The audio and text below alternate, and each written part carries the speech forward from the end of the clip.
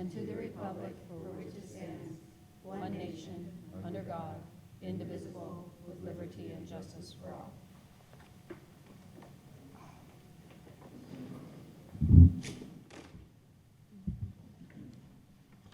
Public report of action taken in closed section.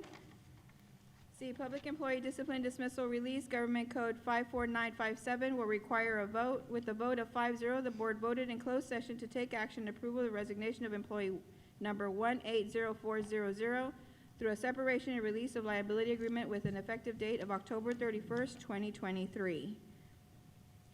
Item D, expulsion of student, 2 cases, Education Code 35146, 489818. With a vote of 5-0, the board voted in closed session to approve the expulsions of 2 students, ID number 1026916 and ID number 1019150, for 2 semesters, June 14, 2023 through December 21, 2023. I'll call for a vote for the agenda. Do I hear a motion for approval? I'll make a motion. I'll second. I have a first and a second. All those in favor say aye. Aye. Aye. Thank you. We'll start with superintendent report, please, superintendent. Thank you for that, Raquel. I know the board's going to share a lot of the events that we went to. It's been a fun-filled last few weeks of school.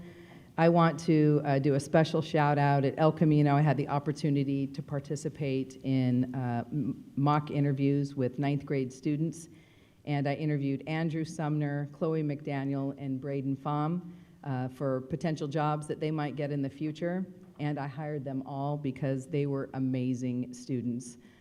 So articulate, and their work and their improvement over the course of a year was incredible.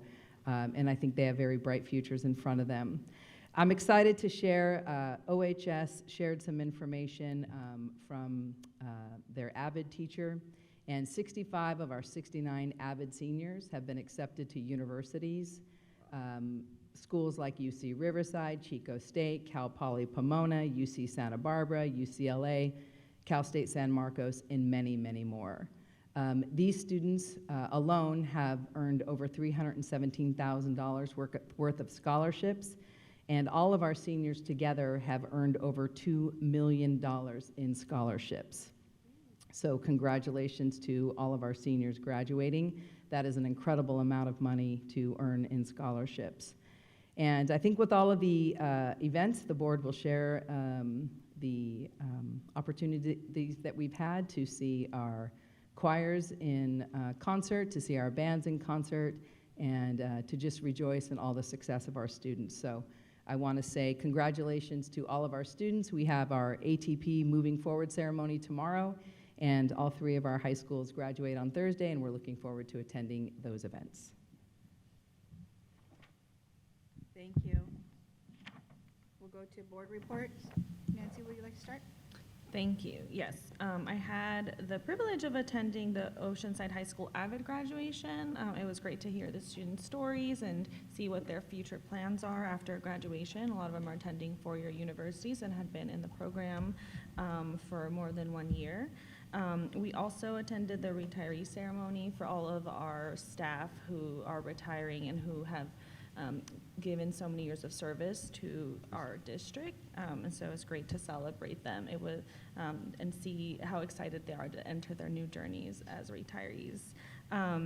We also attended the MLK scholarship ceremony, where a lot of our students were awarded scholarships ranging anywhere from $2,000 up to $10,000, and it was great because students had a chance to share their stories, and we got to hear them thanking their teachers and their families. And lastly, I got to attend the Oceanside Pride Festival, where OUSD had a table and shared about all of the resources that we have at Oceanside and our programs. And I just want to reiterate the importance of supporting the LGBTQIA community in our districts, our students, so that they feel heard, valued, and respected, and that they belong on our campuses every day. Thank you. Thank you. Eleanor, would you like to share? Yes, thank you. I just want to reiterate the amount of scholarships our students have won And basically, it's because of the partners we have with Oceanside Unified School District. Like North County African American Women's Association, they were able to give almost, was it $400,000 in scholarships to our students. The Martin Luther King Garden Party, which is the city and various private individuals and organizations, they gave $1 million now to our students. And of course, Rising Star, they've been able, which is a Chamber of Commerce organization, they've been able to give a significant sum of money to our students. Also, June is just busting out all over with all the different kinds of organizations. Juneteenth, I should say, which is actually June 19th, is Emancipation Proclamation Day. Sometimes it's called National Day, sometimes it's called Freedom Day.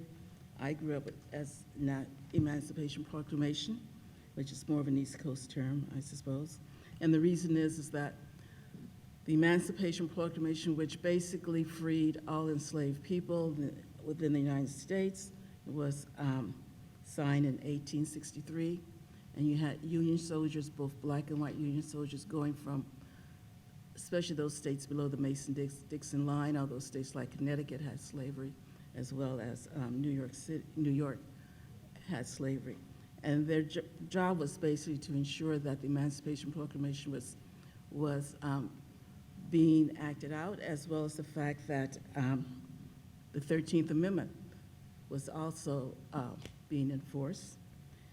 And when they got to Texas, they found out that no one knew anything about the situation regarding freedom, because the slave owners, you know, would have lost a huge profit.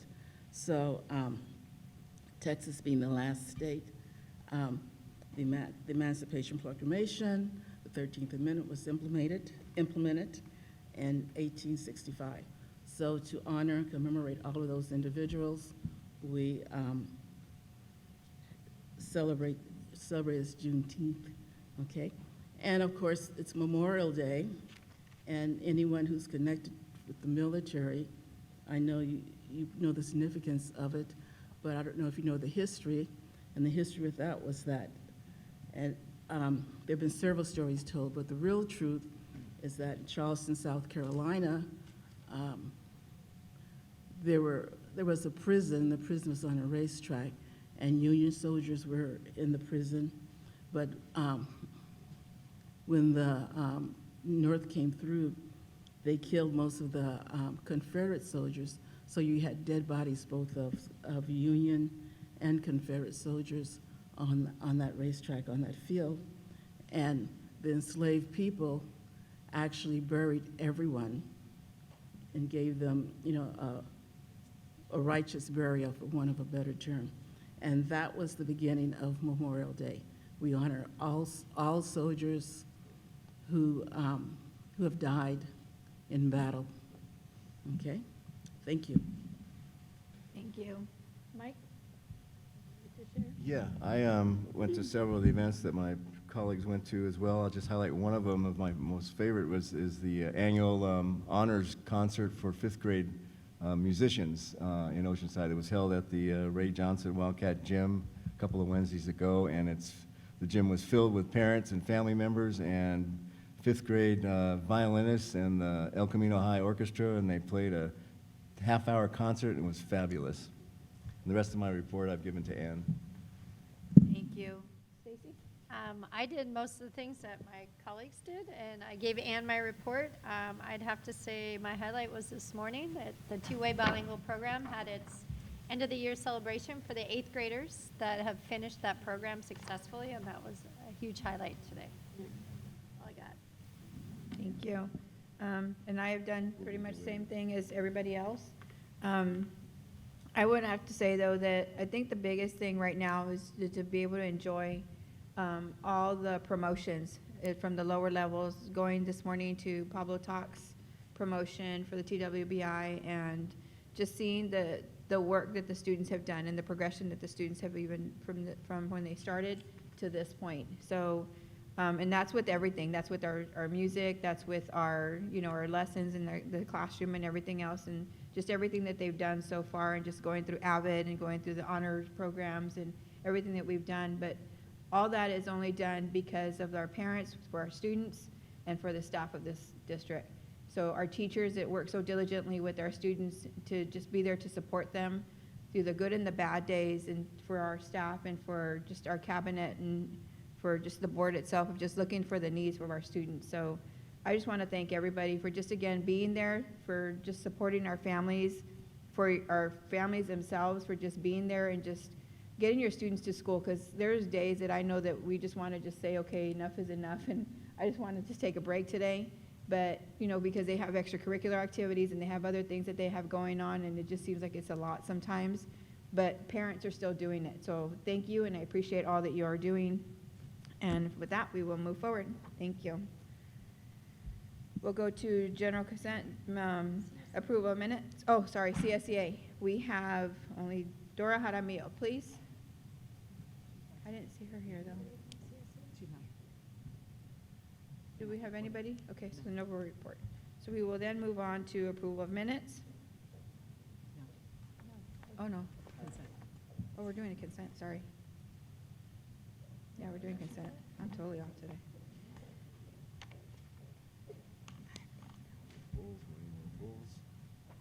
Are we Huh? at general consent? Yes. We do? Yes. Okay. How many do we have? Todd Madison, items A, B, and C.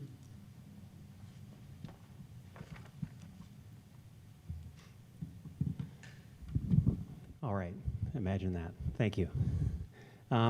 So here we are again. We want to discuss the minutes. I want to say once again what an awesome job Ann does of preparing the minutes. It's great to be able to read that recap. I missed the last meeting, so it's kind of nice to be able to see what happens. Of course, I'm just really filling in time here because I can't do presentations like union members can, because we're not important as parents. But thanks again on the classified personnel on item B. Thanks again to Todd and Jolie for answering the questions I brought up in the last general consent item thing. It's great to know what the differences are and the discrepancies between the Personnel Commission report and the numbers reported in the personnel orders month to month.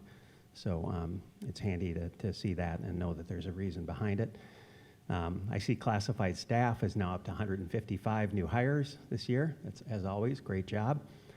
We see voluntary turnover rate continues to be low, 11.9% for this year.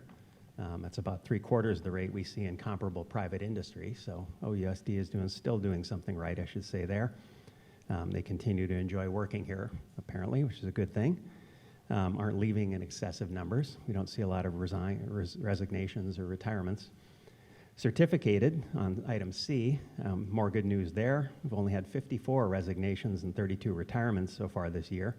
Voluntary turnover rate, 6.35%, which is about 3 times lower than the education industry average. So again, good news. Good job for everybody in management at OUSD there. So combine that with the number of applicants per opening we've seen in the Personnel Commission report. Even though our numbers this year may be high for us, they don't represent anything any other business or industry would consider a crisis. We don't seem to have a big problem with attraction or retention. So thank you again. Way to go. Emily Witchman, items EE and KK.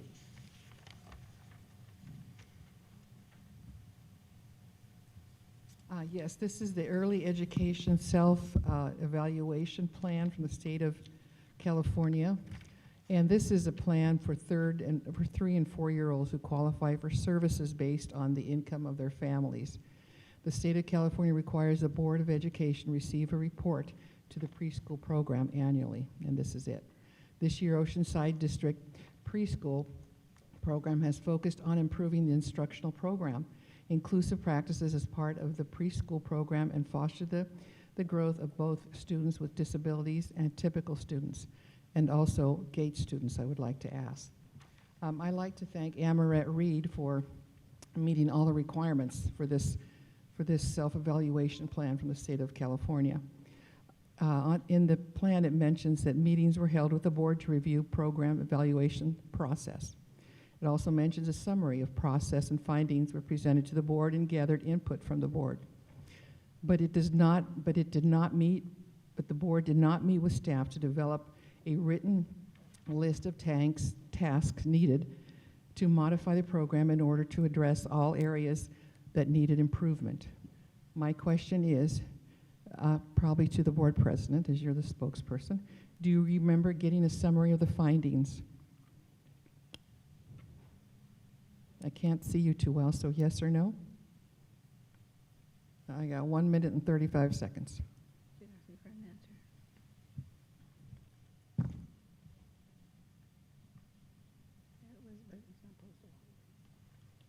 You get to address us.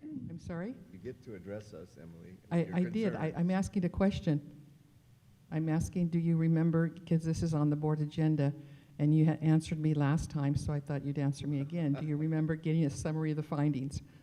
And this is something that's a general comment, a general consent, so you should have read it and looked at it. And all I'm asking is, do you remember getting a summary of the findings? Would you like to share? I'm sorry. Are you talking to me or just them? I'm not talking to you. I know, I'm talking, I'm looking at Raquel, but I can't hear. I'm talking to Mercedes. I'm sorry. I'm trying to speak with Mercedes at this time. Yes, this is the summary of findings that we're presenting to you tonight on the consent, and that was posted on Friday as per the law. So the board saw that? Yes, ma'am. Okay, and so will next year's report include your list of tasks needed to address all areas that need improvement, since you didn't do that this year?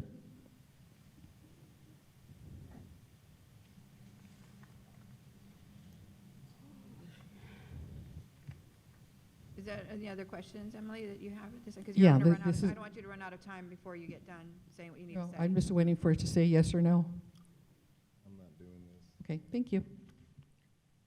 Graham Fraser, items F, K, M, X, double A, double H, and WP. You have 3 minutes to speak on all of those, Mr. Fraser.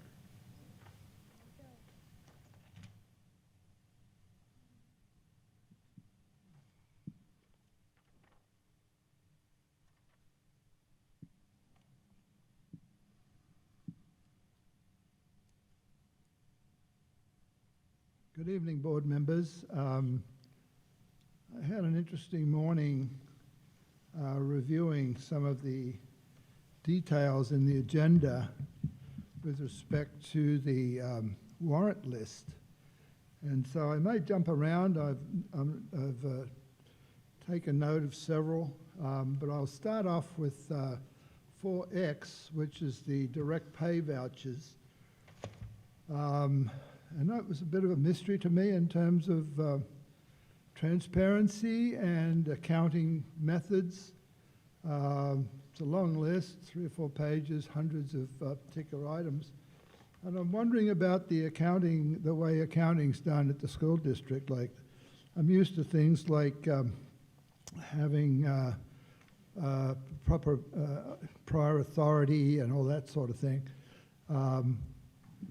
Sign off. Now, not on all of them. Some of these are things like hotel rooms.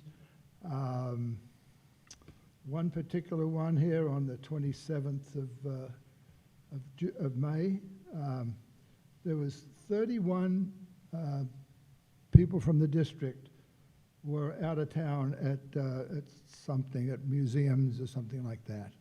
And I thought that was a lot of people. If you could have 31 people off for the day, maybe you don't need everybody.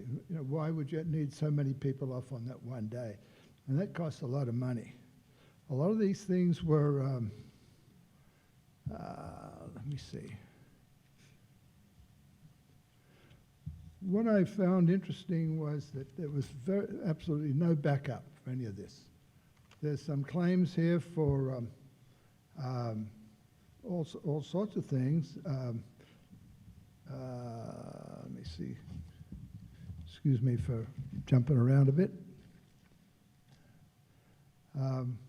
It's almost like people could go out and spend money on their own money, I assume, because Then they could come back to the district and present the receipt for it, and they get paid. It seemed to me that's fine in certain circumstances, but it seems that it's being overly taken advantage of quite a bit. And like, it's almost like, you know, here's my expense. There's expenses here for things that I couldn't, you know, $1,500 for hotel rooms and things like that. There's even one here which I thought was rather interesting. There was another one for, on the 28th, the Robert and Sharon Sargent for $2,676, reimbursement to city error. Why would that be a city error?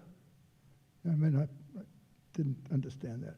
Then there was $1,940 for Padre tickets. Graham, thank you. Your time is up. I'm sorry. Yeah, I've just gotten through 4X. I'm sorry, but you only have 3 minutes for all of for all comments, because it's Oh, all. I got 3 minutes for the other whole bunch. No, Can I sir. go back and sign up Sorry. for them? It's all, because it's a consent item, so everything is put together into one section. Well, I'm going to say this, sorry. Next Ann? speaker, Rose Higuera. Next speaker, let's start. Rose?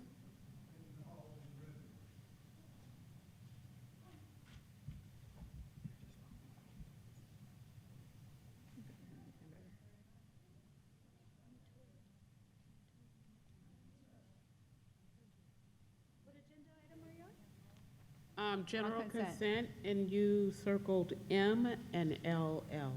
M and LL.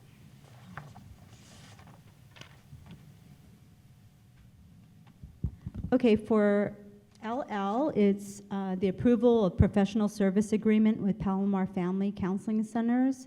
I noticed that there are like 3 agenda items for counseling.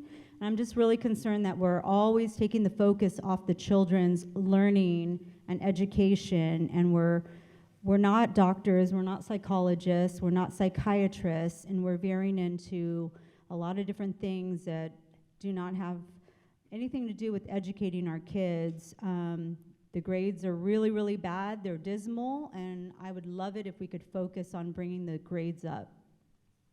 That's all for that item. You have 2 minutes and 33 seconds to speak on item M. Okay, and 4M is, I'm just wondering why we're paying almost $1 million to secure Fagan, Friedman, and Fullfrost, who are attorneys, in the event that you possibly might need legal assistance. It seems like a lot of money to take away from the kids, $1 million. I'm just wondering why you don't pay for the services once you need them rather than a flat fee. Are you able to answer that, or? Is that all you want to comment on, is that? And then Yes. we'll decide Yeah, I was if we just wanna wondering answer or why not. it seems We'll like a lot of money. $1 million, yeah. We hear you. This is a public comment time, Mhm. so this is for you would just basically address this and say your comment about whatever the issues are that you have about these consent items. So any of these consent items, because we do bulk it together, it gives you that amount of time to be able to speak on those items. Yeah, I understand that. I'm just, where's the accountability to the community members and parents? You guys do have the right to answer us and respond, and it's just a honest question of accountability. So I'm just wondering why you pay up front almost $1 million for the legal services rather than pay as you need them. Or do you need $1 million worth of legal help every school year? Because that seems like a lot of money and a lot of legal help that the school would need. All right, well, thank you for your silence. Patrick Higuera, item K. You guys got to respond to that. Like somebody's like, I'll ask you something if we want to ask. One quick thing, if I could just have you speak your name again, restate your name when you come up to the podium, restate your name and where your students go to school currently in our district. Thank you. You said K, right? Okay, I wasn't sure if you said K.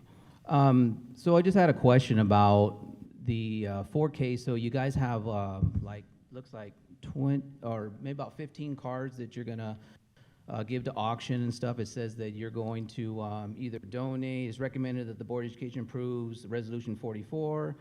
And then you go down a little bit more on the analysis. It says, Transportation Department staff reviewed the condition estimates, value of the items listed in the attached documents, approved this resolution, notes that the Board of Education agrees with the staff estimate value and authorizes staff to proceed with a private sale or donation or disposal of the items. So the value of the 15 cars is about $1,052, which isn't a whole lot. But it says staff to proceed with a private sale. Do you know if the public's going to be aware of that public sale, where it's going to be at? I don't know if you guys are going to announce that on your website or something. Can the public or the parents make a donation recommendation on where to donate them? Is that a possibility? It also says that you have some Craftsman Mac toolboxes that I know there's some young techs that are coming up in the industry, and the automotive industry is something that we're really lagging, trying to find technicians to turn wrenches, because kids these days just don't want to turn wrenches. But the Mac toolboxes would be a great start for them, because those things can range anywhere from about $1,000 to $5,000. So do you guys know is it going to be a public knowledge? Does anyone know? Does anyone have any ideas? Or is it going to be on the website? Just finish up, Patrick, with your comments. I am. That's pretty much it. Okay, thank you. Yeah, I'm just waiting. I'm just waiting for an answer. That's all. We don't answer questions during this time? Oh, no questions are being answered. Oh, okay. So, but you wrote down the notes, so you. Yes, sir. Oh, okay. All right. I just want to be sure that you did that. All right. Okay. Well, here's a couple of suggestions. This is the old CAP school. It's actually it's a Miramar College. Do you want this information? Can I hand it to somebody? Maybe you can donate it there and give it to you. Okay. And then here's another one: veterancardonations.com.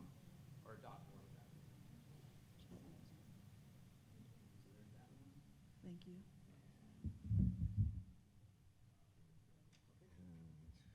Thank you. That's it for general consent items. Okay, Madam thank you. Chair, Yes, sir. before you vote, I would just like to clarify a couple things here for us all. When we're on these consent items, when you address us with these questions, those are good questions, and we appreciate it. A lot of them could be answered, maybe yesterday or today morning with staff, easier than up here, like one around the documentation of all the warrant lists, for example, that Graham raised. There's reams of warrant lists and requests to go places and come back and show the documentations and get reimbursed. So we have all that stuff. It's just not in this list that you see here as a formal document that we have to approve by the state of California. It requires us to put this on an agenda. You don't see that at the city council, by the way, because they don't have that rule. But the same process goes through there as we do here. Staff requests things and they get approved or not, and they go do it and they spend the money and it gets reimbursed. And we have lots of documentation, and it's all straight up and very honest. You could question the purpose for them, but the legitimacy of them is pretty tight, I would say. But when you raise those questions, it's up to the staff here and the board, the board or staff to decide to respond or not after you've raised us the question on a consent item. It's not like it's a regular public hearing. So, for example, on Rose's question there about the legal issues, I'd ask the superintendent to give us a 1-second response or a couple-minute response as to why we feel it's a better deal to go with a flat fee with Fagan versus the hourly that we were paying previously that was creeping up beyond $1 million potentially several years ago. If the superintendent could just give a rationale for that. That's exactly the response. Yeah. Instead of paying the hourly, we pay a flat fee, and we analyze it every year if we're to the good or not to the good, and we're to the good. Cool. And related to Patrick's concerns on the Can we call surplus for the items. question, please? No, I'm asking a question for clarification of these items. Well, this is I'm not asking the staff to time. clarify. I'm asking staff to clarify the information the questions that were asked. It's not prohibitive for us to ask that question. I understand that. Thank you. So what I would ask staff to explain the procedure for the surplus of that item, was it M or LC, or item K for the surplus vehicles and that are going to be disposed of?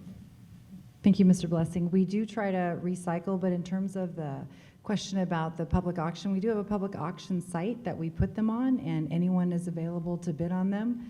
And then we sell them. If we can't sell them, then we do try to donate. If you have recommendations on places to donate it to, that would be terrific. And then we do try to salvage any of the metal we can, and then we take that money back for the general fund. But typically when things are being disposed of, they're in pretty bad shape. So for example, the toolboxes absolutely can be really valuable. These ones are in pretty bad shape. But we have to go through what Ed Code clarifies for us as the steps, where we do have to try to sell it, donate it before we ever dispose of it. Thank you. Thank you. Thank you. That clarifies the questions that I wanted to clarify for those that were raised, and that I would move approval of the consent calendar. Second. We have a first and a second. Call for the vote. All those in favor say aye. Aye. Thank you. I have a 5-0. We'll move to 5, personnel. English learner authorization for career technical education and designated subjects, teaching credential holders. Staff presentation, please. Thank you, President Alvarez. For this item, we ask for board approval. The California Commission on Teaching Credentialing requires the district to notify the school board that employment for these teachers will be based on a variable term waiver for the EL authorization. Those employees are listed on that item. Thank you. Any questions for staff? No, I'll make a motion to approve. I have a motion. A second. I have a first and a second. All those in favor say aye. Aye. Thank you. I have a 5-0. Amended reopener by the Oceanside Unified School District to negotiate with Oceanside Teachers Association, ODA, for 2023-2024. Staff presentation, please. The district has included the position of district social worker to work in the district.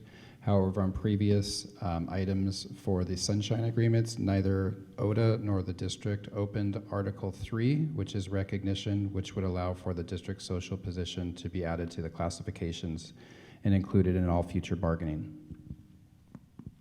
Thank you. Any public comment? Not for this item. Thank you. I'll make a motion to approve. Second. I have a first and a second. All those in favor say aye, please. Aye. Thank you. We'll go for curriculum and instruction. We'll open for public hearing, local control and accountability plan.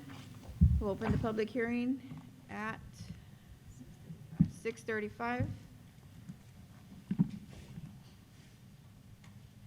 President Alvarez, we have a presentation to share during the hearing time. Perfect, thank you. Thank you. So good evening, Board of Education, Dr. Vitale, and guests. We're happy to share this opportunity to share the LCAP plan. Presenting with me tonight will be Mrs. Grablin, our Executive Director, primarily focused on elementary education.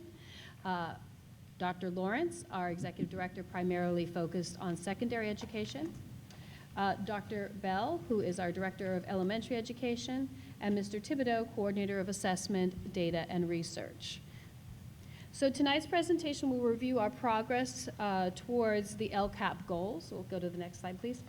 The educational partner feedback, and our new LCAP goal, which focuses on the needs of foster youth. The LCAP committee analyzed various sources of data, including the California dashboard, local academic attendance and suspension data, and the feedback from our educational partner surveys. The data analysis provided the basis for the committee's recommendation for the 23-24 school year LCAP. This presentation will also include a budget review and also moving into the vision, mission, and values and strategic focus set by the Board of Education for the 23-24 5-year goals. Dr. Bell will begin with a review of our 22-23 LCAP.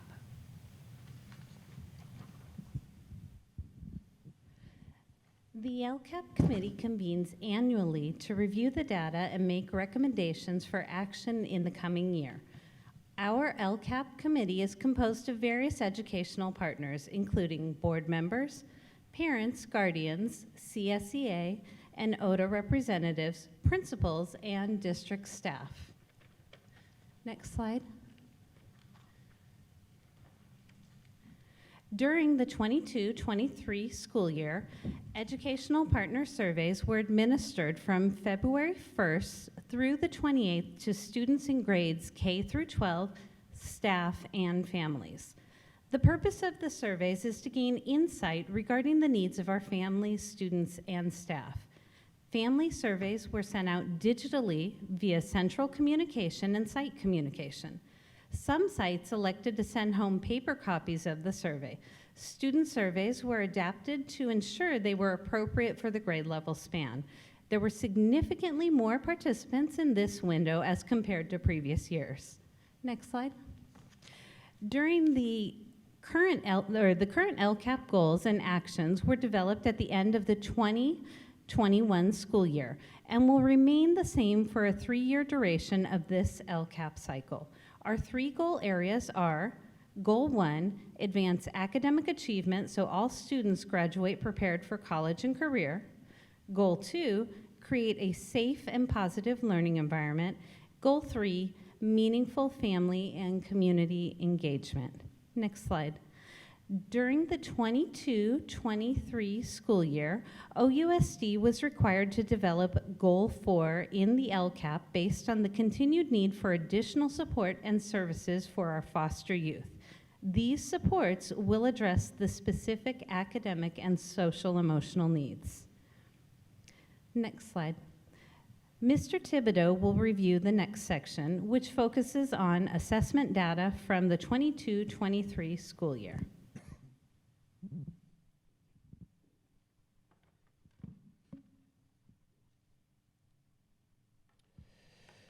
The data reviewed includes local demographics, the California School Dashboard, CASP results, and iReady academic growth.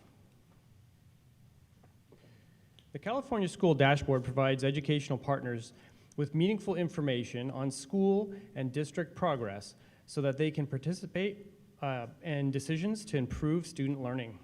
The current status reporting system is similar to cell phone bars, ranging from very low to very high. High cell phone bars represent the most desirable outcome. We used color coding in the next slide to represent the cell phone bars. This slide compares 13 unified districts in San Diego County by the dashboard indicators and the percentage of students eligible for free and reduced lunch. Please note that the status levels associated with the chronic absenteeism and the suspension rate indicators are reversed from high to very low. The more desirable outcome is the deeper purple. During the 2022 CASP testing window, 41% of students met or exceeded grade level standards in English, language arts, and approximately 29% of students met and exceeded in mathematics. Much like the previous slide, here is a comparison of the 13 unified school districts in San Diego. For context, we have added the free and reduced lunch qualifying percentage. OUSD is the 3rd highest free and reduced rate in San Diego County. In the unified districts with the lowest rate of poverty, the percentage of students meeting standards is highest. This is something we strive to disrupt. Next, Dr. Lawrence will share about graduation rates. Thank you. This chart reflects the cohort graduation rate of students, which are the students who enter 9th grade together and graduated together in the 12th grade, and is adjusted to reflect those students who did graduate during summer school or a 5th year, in this case, for the class of 2022. The graduation rate was 89.2. The A through G rates indicate the percentage of which our students graduate meeting the minimum UC-CU admissions requirement. This includes the courses they have taken and the grades they receive, which can be no lower than a C. As previously shown, OUSD's graduation rate in 2022 was 89.2, where California's graduation rate was 87.4. Mrs. Gravlin will be presenting our iReady assessment data.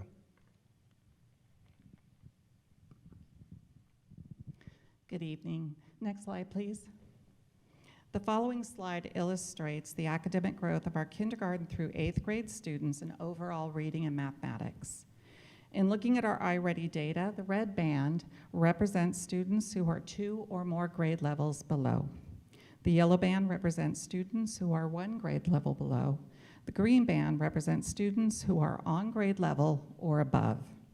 iReady is directly aligned to the California state standards for reading and mathematics. On the fall diagnostic, 20% of our students were considered on or above level in reading as measured by the California state standards and the iReady assessment. In the spring, 50% were considered on or above grade level. This is an increase of 23%. On the far right of the slide, you'll see a grid. This grid represents the percentages of increase in reading scores for students in grades K through 8. Again, this compares our fall testing window to our spring. Notice all grade levels show an overall improvement in scores. This growth in the early grades may be attributed to our continued focus on our youngest learners and the development of their foundational literacy skills through the science of reading, which is embedded in our core adopted ELA curricula, Benchmark Advance and Benchmark Phonics. Additionally, the iReady program itself has an instructional component designed to accelerate the targeted learning needs of our students. Later this evening, we'll be asking for your approval of a program that is supplemental called Sunday Reading System. Sunday is a research-based program. Supplement is a research-based program that is supplemental to our core and designed to support students with unique learning needs during their specialized academic instruction. Next slide, please. Again, this is the same comparison, but now you are seeing math. For our K-8 in math, the growth increased from 15% on the above level in the fall, in the fall to 46% in the spring as measured by the California standards and the iReady assessment. This constitutes a 32% growth for students. Each principal and their instructional team have examined the data and are using this data to plan steps for next year. Next slide. iReady uses multiple measures, one of which is called a progress to annual typical growth. The intent is to have students meeting a target of 100% growth for the year. In reading, our students exceeded this expectation by reaching 117%. Next slide. In math, progress towards typical growth was reported as 96%.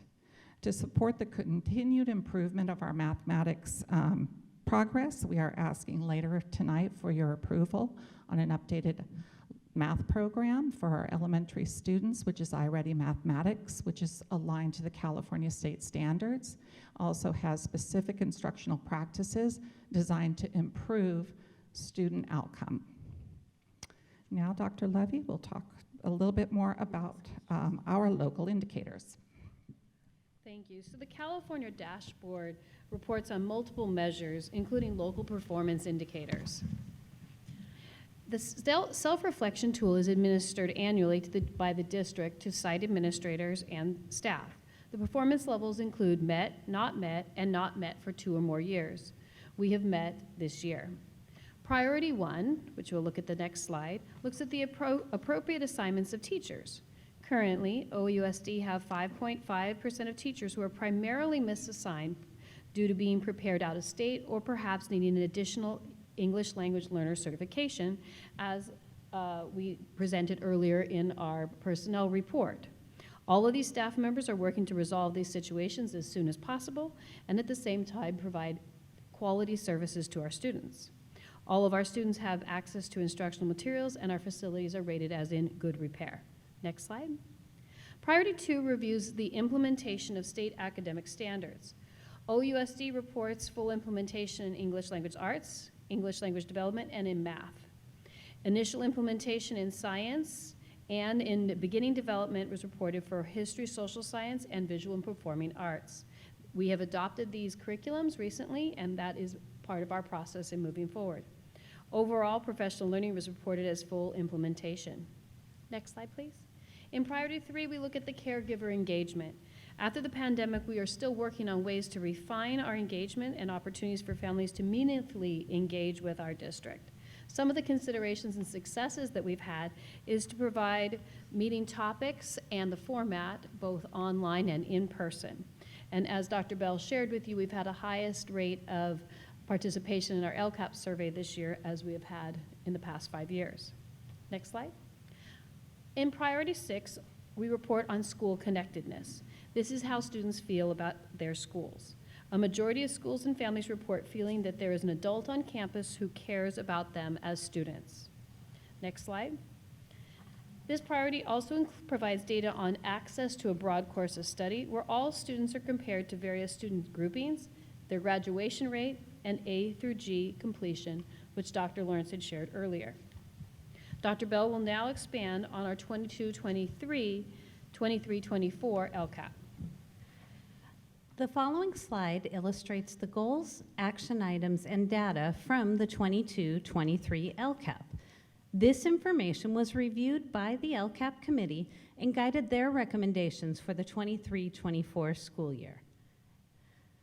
Goal 1, academic achievement, prioritize classroom teachers, site administrators, and district personnel, the two-way bilingual immersion program, library media texts, special education services, technology, and classroom sizes. The staff, programs, and resources have provided early intervention for all of our scholars during the 22-23 school year. Dr. Levy will delve deeper into OUSD's data aligned to Goal 1. So our educational partners continue to prioritize reduced class size ratios.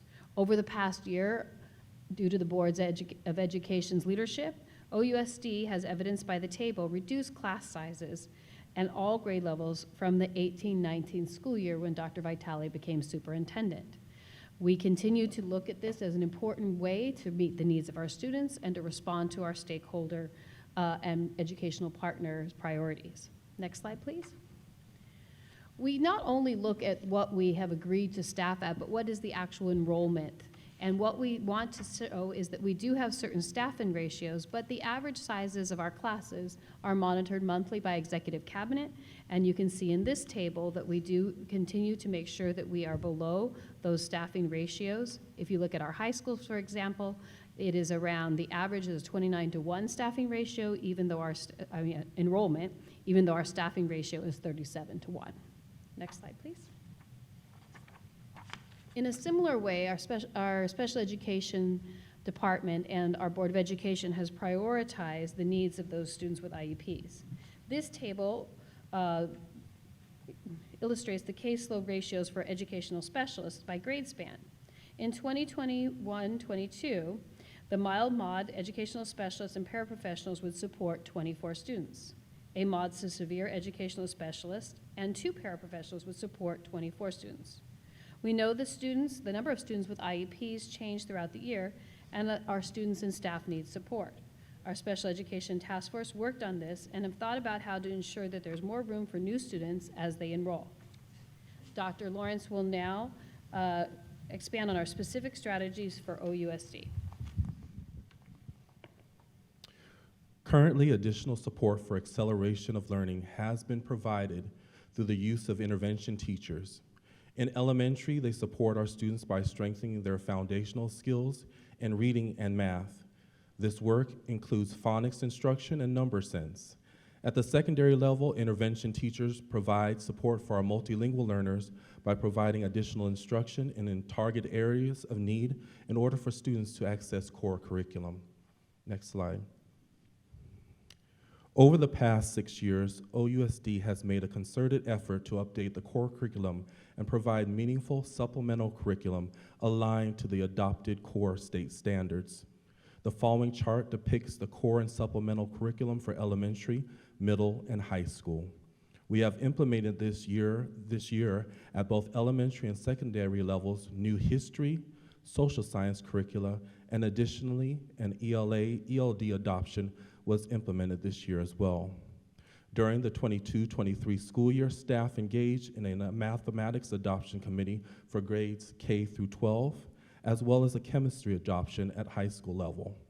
As a result of this work, these committees next year at the secondary elementary levels, there will be a new math curriculum that will be implemented pending board approval for the elementary level and a chemistry adoption that will be for approval tonight. These updates to the curriculum have allowed for our students to receive the most updated and highest quality of materials to support their academic achievement in all core academic areas. Next slide, please. To monitor, support, and make necessary adjustments, we utilize benchmark assessments to monitor the growth of students in the areas of English language arts and mathematics. In grades K through 8, students complete the iReady diagnostic 3 times annually. In grades 9 through 12, students complete the STAR assessment 3 times a year. We also ensure that we use district and site-based Title I allocations to provide supplemental support to students, which would include but not limited to tutoring, extended learning opportunities, and strategy engagement connected to site goals focused on addressing key equity needs shown through student performance by student groups. This also provides personnel support, professional development to provide and improve academic achievement. Next slide, please. The data points we just shared with you are directly aligned to supporting our multilingual learners, also known as English language learners. As a result of all our efforts, we have had 404 multilingual learners reclassify as English proficient during the 22-23 school year. Next slide, please. Goal 2 was focused on a safe learning environment for students. The actions in Goal 2 provide for campus safety and cleanliness, staffing for social and emotional learning, such as our elementary counselors, and the Diversity, Equity, and Inclusion Department. This work is essential for students to feel safe and improve mental health. Next slide, please. Oceanside Unified School District has a long-standing relationship with community partners who serve our students. These providers include transformational consultants, PASS AmeriCorps, Wellness Together, along with Palomar Family Counseling and Care Solace. Each serves as members who contribute to the mental health and well-being ecosystem, who work in partnership with our school counselors and psychologists to ensure that we meet the diverse needs of our students. Next slide, please. Goal 3 is focused on offering meaningful participation and engagement with our families. To do this, we engage with the community through the use of key personnel and engagement activities. Our school community advisors are dedicated to making connections with families at each site, as well as our community engagement spaces such as our District Parent Advisory Committee, also known as DPAC, and District English Learner Advisory Committee are dedicated to hearing the voices of our community and families through meetings that are facilitated by our Family Engagement TOSA and district staff. This year, we have also added community school coordinators at 6 of our school sites. The community school coordinators have been able to provide direct services to the students and families where they are housed, which are at Jefferson, Laurel, Libby, Mission, Chavez, and Pablo Talk. Executive Director Gravin will share highlights from our educational partner survey data. In reviewing our data, the key findings based on our educational partners included the following: tutoring to support struggling students, a desire for a variety of elective courses, a visual and performing arts opportunities, release days for teachers to plan and collaborate, as well as support for social emotional learning of our students. Currently, OUSD is offering elective courses at the secondary level, support for struggling students, and social emotional learning and support for all students. Staff were able to engage in professional learning on 3 non-student professional learning days and were able to have additional collaboration days as substitutes were available. Next slide. Goal 4, which is new, is based on the performance of our foster youth in OUSD. The LCAP actions related to foster youth are in alignment with the actions included in goals 1 through 3. In addition, OUSD is participating in differentiated assistance in order to identify student needs, address achievement gaps, and support continuous improvement for our foster youth. Dr. Levy will now present recommendations from our LCAP committee. During the 22-23 school year, the LCAP committee convened 9 times to analyze the academic, social emotional data, and other LCAP metrics. Based on the committee's analysis, it was determined that OUSD's current actions are in alignment with our educational priorities and our board goals, and that the recommendation was to stay the course and continue to improve as we move forward. Next slide, please. One of the things that we wanted to be aware of is that we are aware that we are limited in the additional funding that we will be receiving over the next few years. So what we wanted to make sure is that as we looked at priorities, that we created a priority number as new monies became available that were aligned with our academic and LCAP goals, and that we would have our efforts and goals aligned when we go for a grant that would be along with the LCAP committee priorities and recommendations. The number one item that the committee recommends is increasing our school psychologists by 1.5 full-time equivalent. This is to make sure that we would have one person at each site for a school psychologist. There was also a need to address chronic absenteeism, and we have developed a plan to implement our SEAT program to bring students back into the school. We also found that we had the classified scheduling support for IEPs at the elementary so that teachers would have more time to increase their inclusive practices.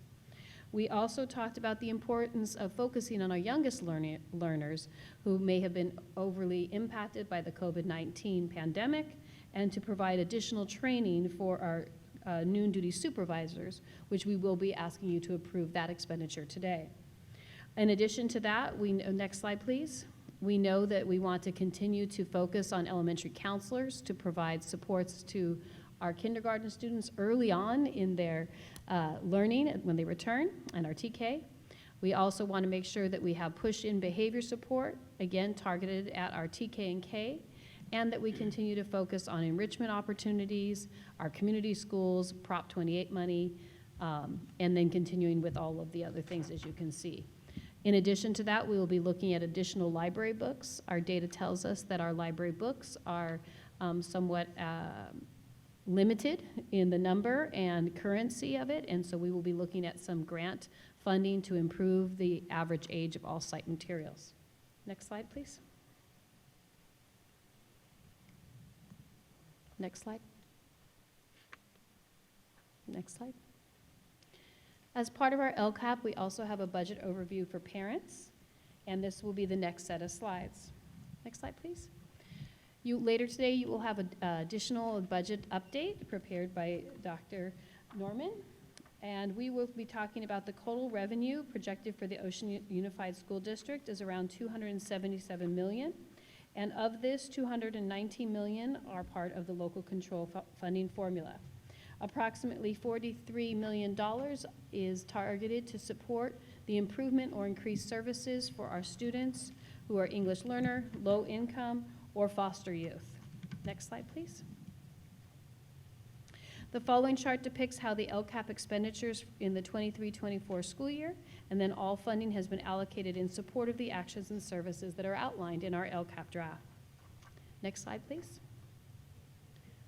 We know it's very important to stay the course and also to continue to focus on the vision, mission, and goals of the Board of Education. Next slide, please. As we look forward into the 23-24 school year, under the direction of Dr. Vitale and the guidance and direction of the board, we will share the strategic focus across all of our meetings and stakeholder partners, and that we will be using this as our guiding document for our Board of Education. We want to make sure that we continue to focus on our students. As you can see in the round graphic, the students are at the heart of everything we do, and what we believe is that in order to support the students, the adults need to be supported, as does the system. So we will continue with this and our focus of values on students first, educational equity, relationships, and diversity. Thank you very much, and this concludes our presentation. Thank you.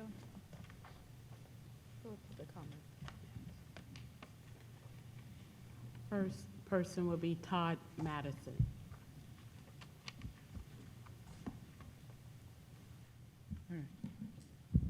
All right, thank you very much. So the LCAP is supposed to be a plan for spending to improve education. and we need it. As we all know, Oceanside is failing kind of miserably. Page 10 of the LCAP summarizes that. In spring 2022, 41.19% of students assessed met or exceeded standard for ELA, 28.73 met or exceeded standard for math on SBAC. Both math and ELA are at a low performance level. Put it another way, it's more meaningful to parents perhaps. 59% of our kids don't meet minimal standards for English, and a whopping 71% don't meet standards for math. By any standard, OUSD gets an F in educating kids. iReady looks better, but iReady is not the dashboard. We can only hope that'll be reflected. So what are we going to actually do beyond hope to fix that? Perhaps board members have a different standard for acceptable performance, but to me, and I think to most parents, we're not just doing poorly. This is a crisis. It demands action now, not later. The LCAP is supposed to be our plan to take those actions. Also on page 10, we see it says OUSD staff is working to address those identified areas of need through targeted professional development, a focus on curriculum and instructional materials, interventions, extended support opportunities. If that sounds familiar, it's virtually the same plan outlined on page 22 of last year's LCAP. Page 41 tells us we're just going to continue with that same plan, as we saw just recently in the presentation. No changes have been made to the planned goals, desired outcomes, or actions, is the quote. Are we really going to say what we've been doing has worked so well that we're just going to do more of the same as a proposed solution when it clearly isn't working? You may all be familiar with an often quoted saying attributed to Albert Einstein. He supposedly said that doing the same thing over and over again and expecting different results is, can anyone tell me? Insanity. Yes. So now I would not want to call the OSD administration or board insane, but there's another saying that relates to this, something from my home state of Minnesota, where waterfowl are common. If it walks like a duck and quacks like a duck, it's a duck. Yes, makes no difference whether it's a mallard or a merganser. It's not like there are no possible ways to improve education here. There are a number of districts in our state with somewhat equivalent demographics, district size, mix of kids, comparable economics, etc. Many of them do better. Why are we not looking at what they do and doing that instead of simply doing what has already failed? Could it be because improving education might cost money, money that would reduce funds available for the employees of OUSD to improve their bank accounts instead, which is what we've seen the priorities are here? I hope we can do that. Thank you very much. Next speaker, Michael Richardson.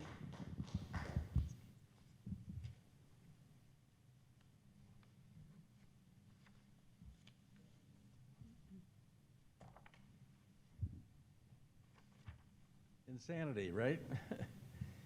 You know, on page 6 of the LCAP draft, you reiterate your values and your vision, mission, instructional focus, and values. The values says, students first. Our students are our highest priority. What's best for students guides our decision-making every day. Who believes that? Do any of you believe that? You claim to be making progress, but your claim of progress is so disingenuous. For example, on the iReady test, in the spring of 2022, 25% of the students were above grade level in reading. 2022, 27%. So going from 25 to 27 is progress? I wouldn't call it progress. I think you need to rethink this. It's a bunch of insanity. Next speaker, Patty Kay.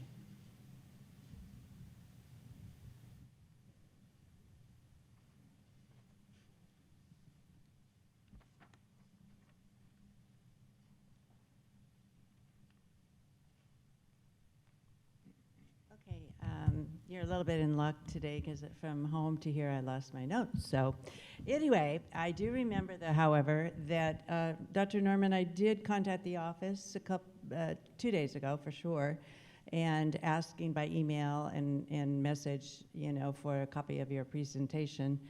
I hadn't yet gotten a call back or any kind of response, which is a little disappointing. Just a notification that it wasn't ready or something would be good.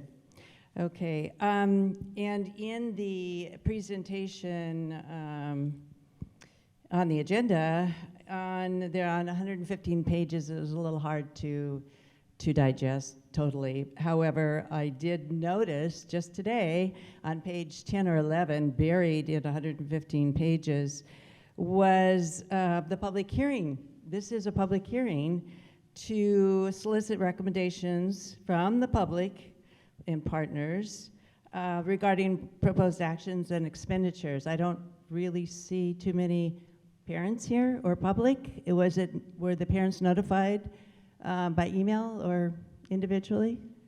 Because I think this would have been the time to do input, but that box is checked. So I think that since it's kind of buried and it didn't really advertise as a public hearing, maybe we can extend that and get some more input. I would appreciate it. Anyway, the bottom line is, I don't know about the iReady, but we are familiar with the Smarter Balance assessments, and it goes along with what you had in your reports. And those reports do say that 71% failure for math in the 21-22 reports, and the 59% failure in ELA in the reports. So we've been hearing this for a couple years, and we've been, reminding about the achievement scores or lack of them. So the elephant in the room here for the past 2 years and going forward are the low achievement scores, and what are we going to do about them? That's all we want to know. And I really think that some input onto the recommendations might be handy. As I probably said, we sat in a classroom of 45 to 50 back in the day. And I think it was the expectation that we sit there, listen, and achieve. And with all the different diverse organizations that you have within the district, it seems almost splintered. So let's get back to basics. Thank you. Emily Wichman.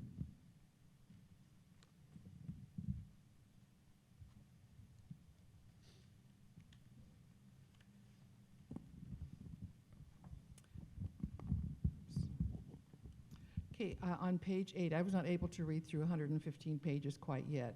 We only get this around 4 or 5 o'clock on Friday, and then by Monday we're supposed to give you questions and we're supposed to have them answered, and so it is difficult, but I thank you, Mike, for answering some of our questions. On page 8, it mentions Panorama surveys. Now, Panorama was implemented district-wide in 2021 to assess the student social-emotional competencies, student social-emotional supports, environment. For $105,000, we learned that only the 3rd to 5th graders were at or above 80% in growth mindset, whatever that is, teacher-student relationships, and a sense of belonging. That's great news for our 3rd to 5th graders. What about the rest of the grades? And what about the students? I was hoping I would see something like this on the presentation, because on public comment, on general consent, you just voted to pay $375,750 for another contract with Palomar without, again, because it wasn't general consent. We didn't see any data. It wasn't transparent. And I know the district's mantra is transparency. So I would like to see that in action and not just in words. And part of this social emotional learning, again, it mentions on the contract there's all kinds of surveys, there's all kinds of data, there's all kinds of good stuff. So where is that? I think maybe that with Mike's suggestion that we will get together with you ahead of time so that we can look at this. Of course, it's going to be after the fact because we don't see the presentations to ask you questions about it. Otherwise, I think we would have more questions for you. Thank you. Thank you. We're done for that item. Thank you. We'll open up to board discussion at this time. Thank you. I just want to say that I'm really impressed with the progress this district has made. Staff, leadership, I think you've done a phenomenal job in raising test scores and motivating our students to learn compared to where it was, 6 years ago? We have made tremendous strides. And to say that to go from 25% to 27% is nothing. To go from 25% to 27% is crucial. When that translates into student achievement, we're looking at something that's really phenomenal. And I think it's remarkable how, we've made this transition in terms of our achievement. As I said, I'm very excited, I'm very enthusiastic about our academic achievement. The fact that we're returning to teaching phonics, the fact that we're looking at reading as a science once again, as opposed to, well, I won't say, but basically the fact that we're going back to a more traditional kind of learning, I think, shows you the sincerity and the desire that the staff has for our students. Math scores, have gone up, and again, that's a phenomenal. Someone once said that, well, actually, my parent once said that, reading, is wonderful. Math will get you into college. Reading will keep you there. So I made sure I majored in English. But moving on, I do have a question about how are you going to monitor the foster youth, since there's such a from my perspective, they're a very transitory group of students. They're in school one day, they're in another district another day, then they may be back, a month later. So how do we, I guess, monitor their achievement? I'm going to turn this over to Dr. Sparks. Sure, thank you for the question, Trustee Evans. One of the ways that we've changed how we monitor our foster youth is by increasing the foster youth liaisons that we have throughout each of our schools. So every one of our schools has an identified foster homeless youth liaison who's responsible for knowing the exact number of students they have on their site and also what specific needs they're coming in with. We've changed the way that we have identified students who are foster youth and broadening the categories, and so we've seen a slight increase in students who identify as foster youth. And also, we've brought on a district social worker who supports that work as well, and we'll continue increasing our social work support throughout next year as we have some social work interns who are coming from local community colleges, and those folks will be directly responsible for keeping tabs on the growth, especially our attendance and academic growth of our foster youth as well. Thank you. I have another question. All right, okay. I don't know if the audience has had the opportunity to listen to the governor's May revised budget. Last year we had all this money. Suddenly we're like $35 billion deficit or something to that effect, which is, it's not a good thing. Since we have been able to accumulate some funds from the governor's budget, do we have to give that back, or can we keep it in reserve? Will they, what we don't spend, will we be able to retain?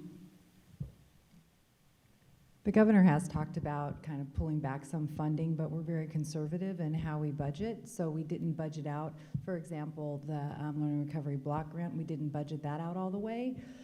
In reading the update recently, it's not going to be as bad as we thought in terms of what's going to be brought back, but since we didn't budget it out all the way, we don't plan on having to make any cuts because we didn't budget it already. And then we also have the Arts, Music, Instructional Block Grant.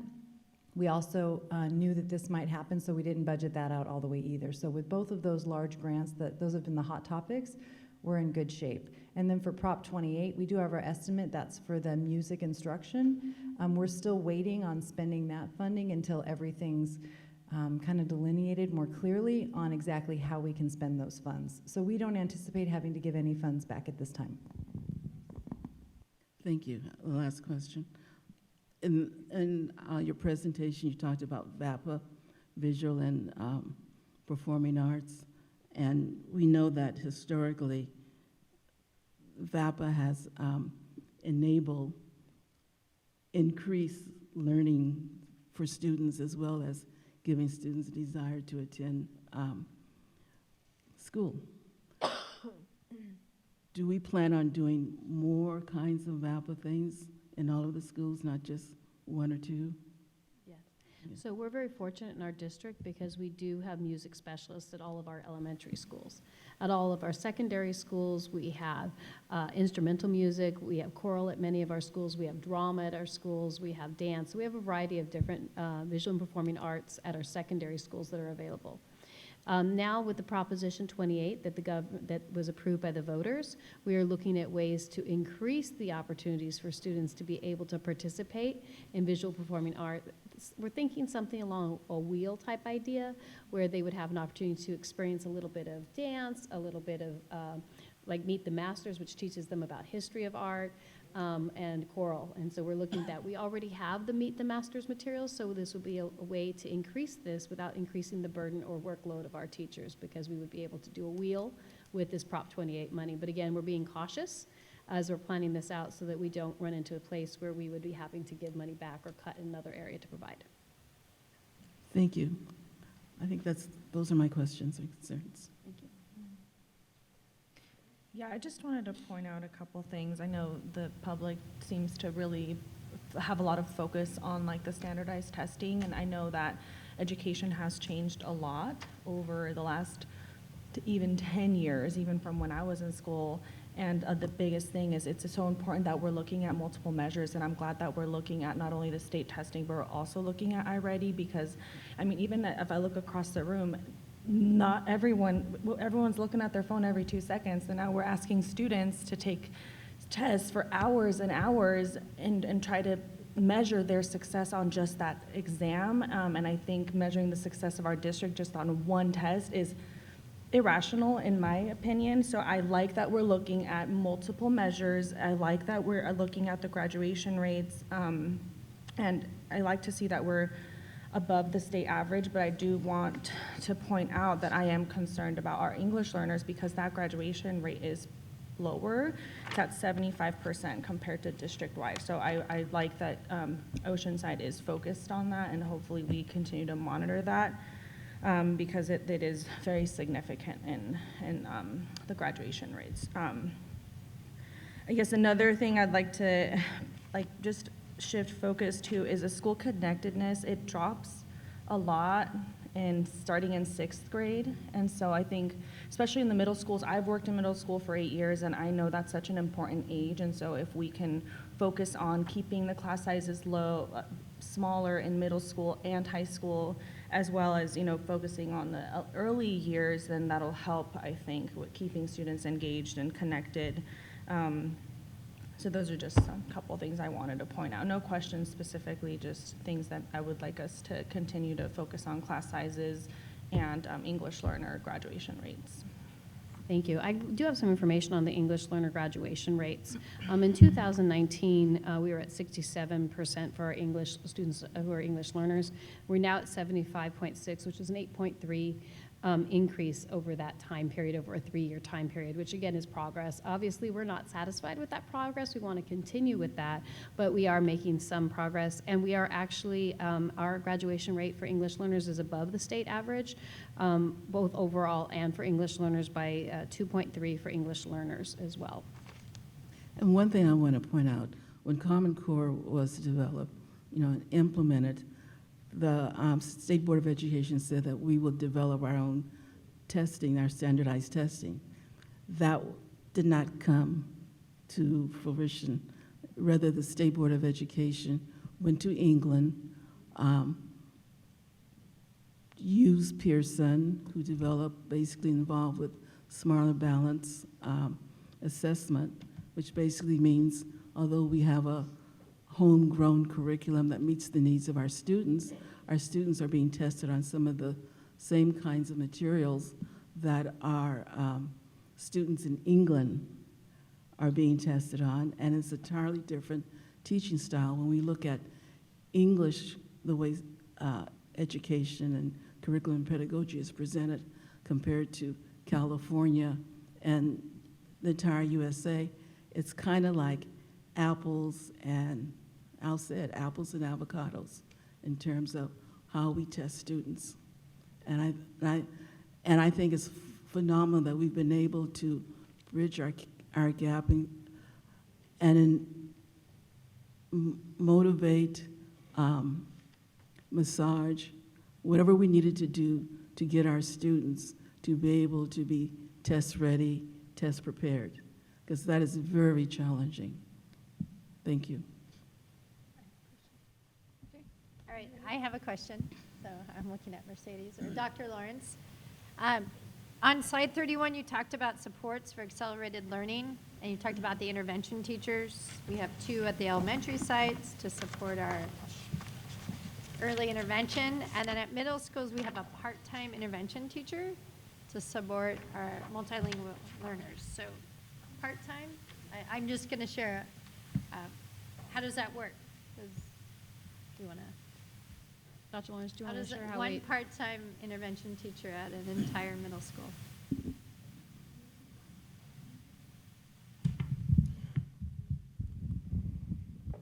Thank you, Dr. Begin. The part-time intervention teacher at the middle schools they provide additional services to our students so that they're not pulled out of all of their elective classes. In addition, those students are assigned to those teachers who either provide push-in supports to the classes that the students are already in, or are in a different class in which they're doing different academic studies focusing on their reading comprehension skills or different strategies, and then allowing them to come in based on those budgets. In addition, when you're talking about the other funding that is addressed to that for acceleration, there is money tied towards teachers allowing to be paid to teach a 6/5 for additional academic enrichment courses or different enrichment courses that we have, such as Fresh Start or different supplemental courses at the different school sites, so that they fall into their single plan for student achievement that focuses on the different goals that they have based on the test scores for each individual school site. Okay. I was just curious. Thank you. And then, since I have you up there. Okay. On slide 34, we talked about the multi-language learner reclassifications, and we had 404 students reclassified, which is excellent. Do you offhand know what it was the year before? That is information that we can gather to you. Okay, I do no, not want to. Yeah, I don't want to put you on the spot. I'm Yes. just curious.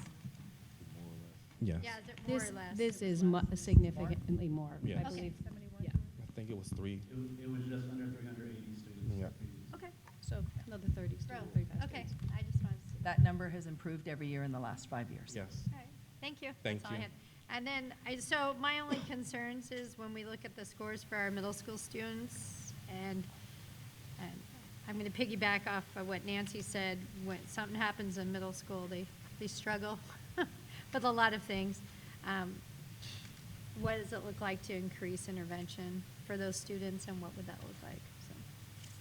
We continue. So one of the things that we've really thought is important over the last year, and we're going to continue to do this, is what we call our data talks or data conversations. So every single principal has specific data targets that they're looking at, everything from checking to make sure the bathrooms are clean, to looking at the number of visits they make to classrooms, to monitoring their iReady data, their reclassification rates.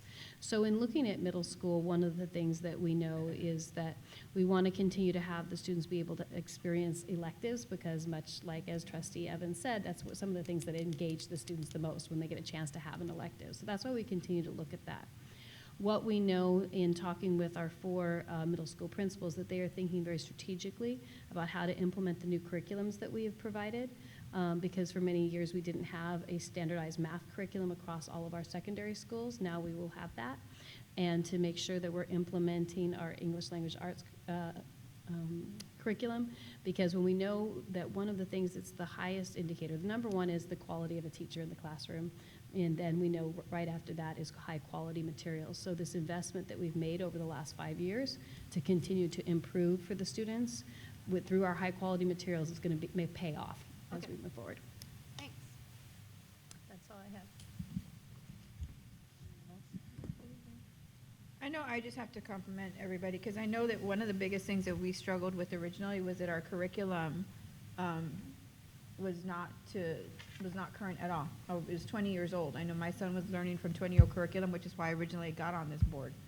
You know, and so I have to applaud you all, because working on that and getting that within the last 5 years and making that a priority for our students to get them to where they need to be, so that we can make it a priority for reading and making a priority for doing all these different things. That's important, because then I think we can get to that point, get a better point of getting our students to where they can read at third grade level at third grade level. So when they're actually there, they can actually be doing that.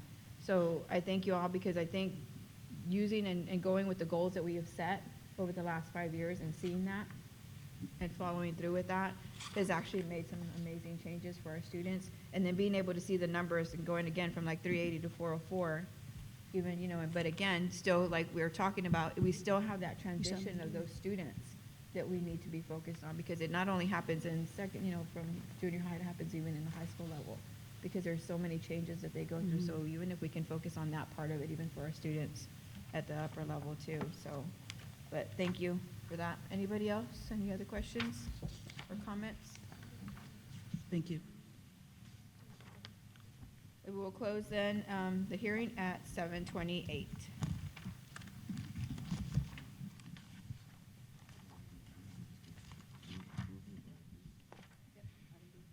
So going to item B, first reading and review of 2023-2024 Local Control and Accountability Plan. So this is an information item only, and we just shared that with you, and you have those documents for you to review. We do have two public comments from Todd Madison and Graham Frazier.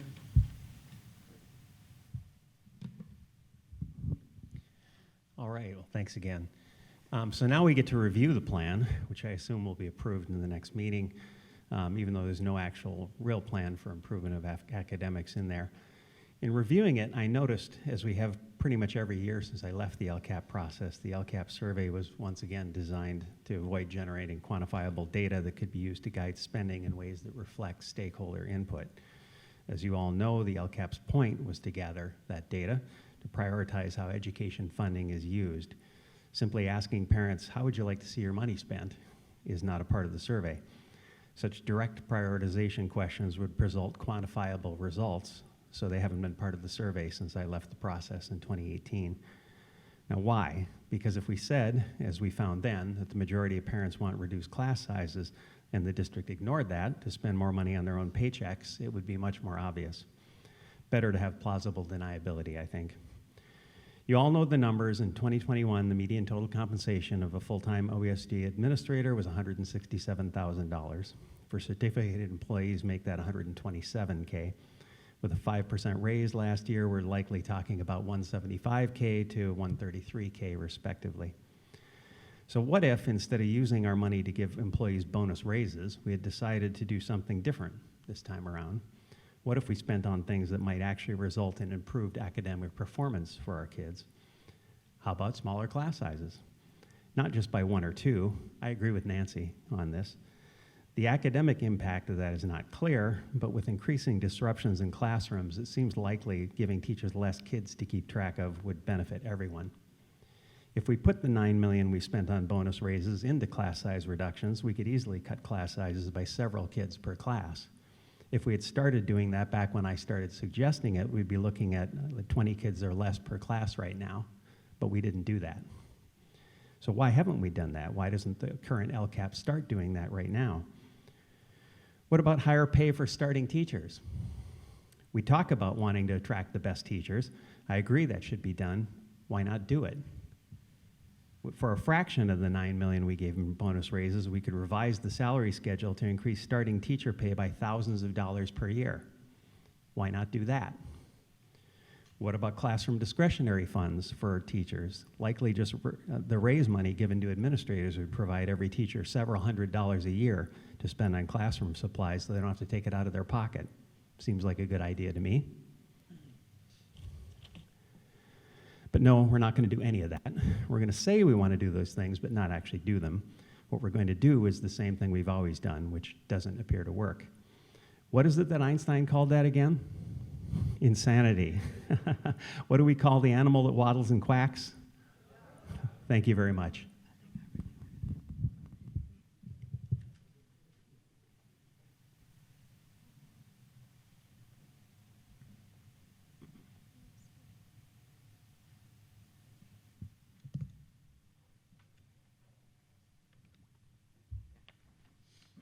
Again, I'm Graham Fraser. I don't have much to say because Todd just said it all. He must have taken what I was going to say and just copied it. So, Todd, I just, you again upstaged me. So, but I'm happy that that happened. I'm just mystified. I'm not an educator like you folks and Todd get into the intricacies of the finances here, but I did take a look at the rather complex chart in the documents, and I saw that next year I compared last year's total revenue of $347 million to the projected revenue is $277 million. I don't, the math's not, there's $70 or $80 million difference coming up. So I was just wondering how that's going to be handled. I did see the next, that was item A, the revenues are down, coming down. The item next B was, item B was the salaries of the various classified people, certified services, well, I can't, my eyes are not that good. Anyway, I see they're down 1 or 2%, and I assume that's because, I don't know why that's down. Is it because there's less teachers? Because there's less kids? You're not getting so much money from the state? Because of all the absenteeism? I don't understand why there's so much absenteeism. I mean, why don't the kids want to come to school? What kids don't want to learn? Most kids naturally want to learn. Anyway, I see there's not that much change to the higher level salaries. And yet, as you go down the list, books and supplies, minus 80%, services and other operating expenses, 45, all down, down, down. So at the end of the day, there's a 22% reduction in total expenditures. So I don't get it. What is the plans to make next year work without going bankrupt? And I hope we're going to, I know this is a preliminary budget, so I'm looking to see those answers in the final budget. I don't know when that's going to be. Is that next meeting, the final budget? Is there an answer for that? When's the final budget This is coming a out? different item. He's looking at the budget. We're talking about LCAP currently. Okay, I'm talking about the budget. Yes, sir. That's Okay. the next hearing. Okay, thank you. Just put all that for the next budget. Thank you. Okay, we'll move to item C, approval of elementary mathematics curriculum adoption. Staff presentation, please. Yes, we will be approving tonight the iReady mathematics adoption for our students in our elementary schools. Approval will allow us to purchase this new curriculum for the next school year. The curriculum was field tested and approved by a collaborative effort between our administrators, our teachers, to find the best quality.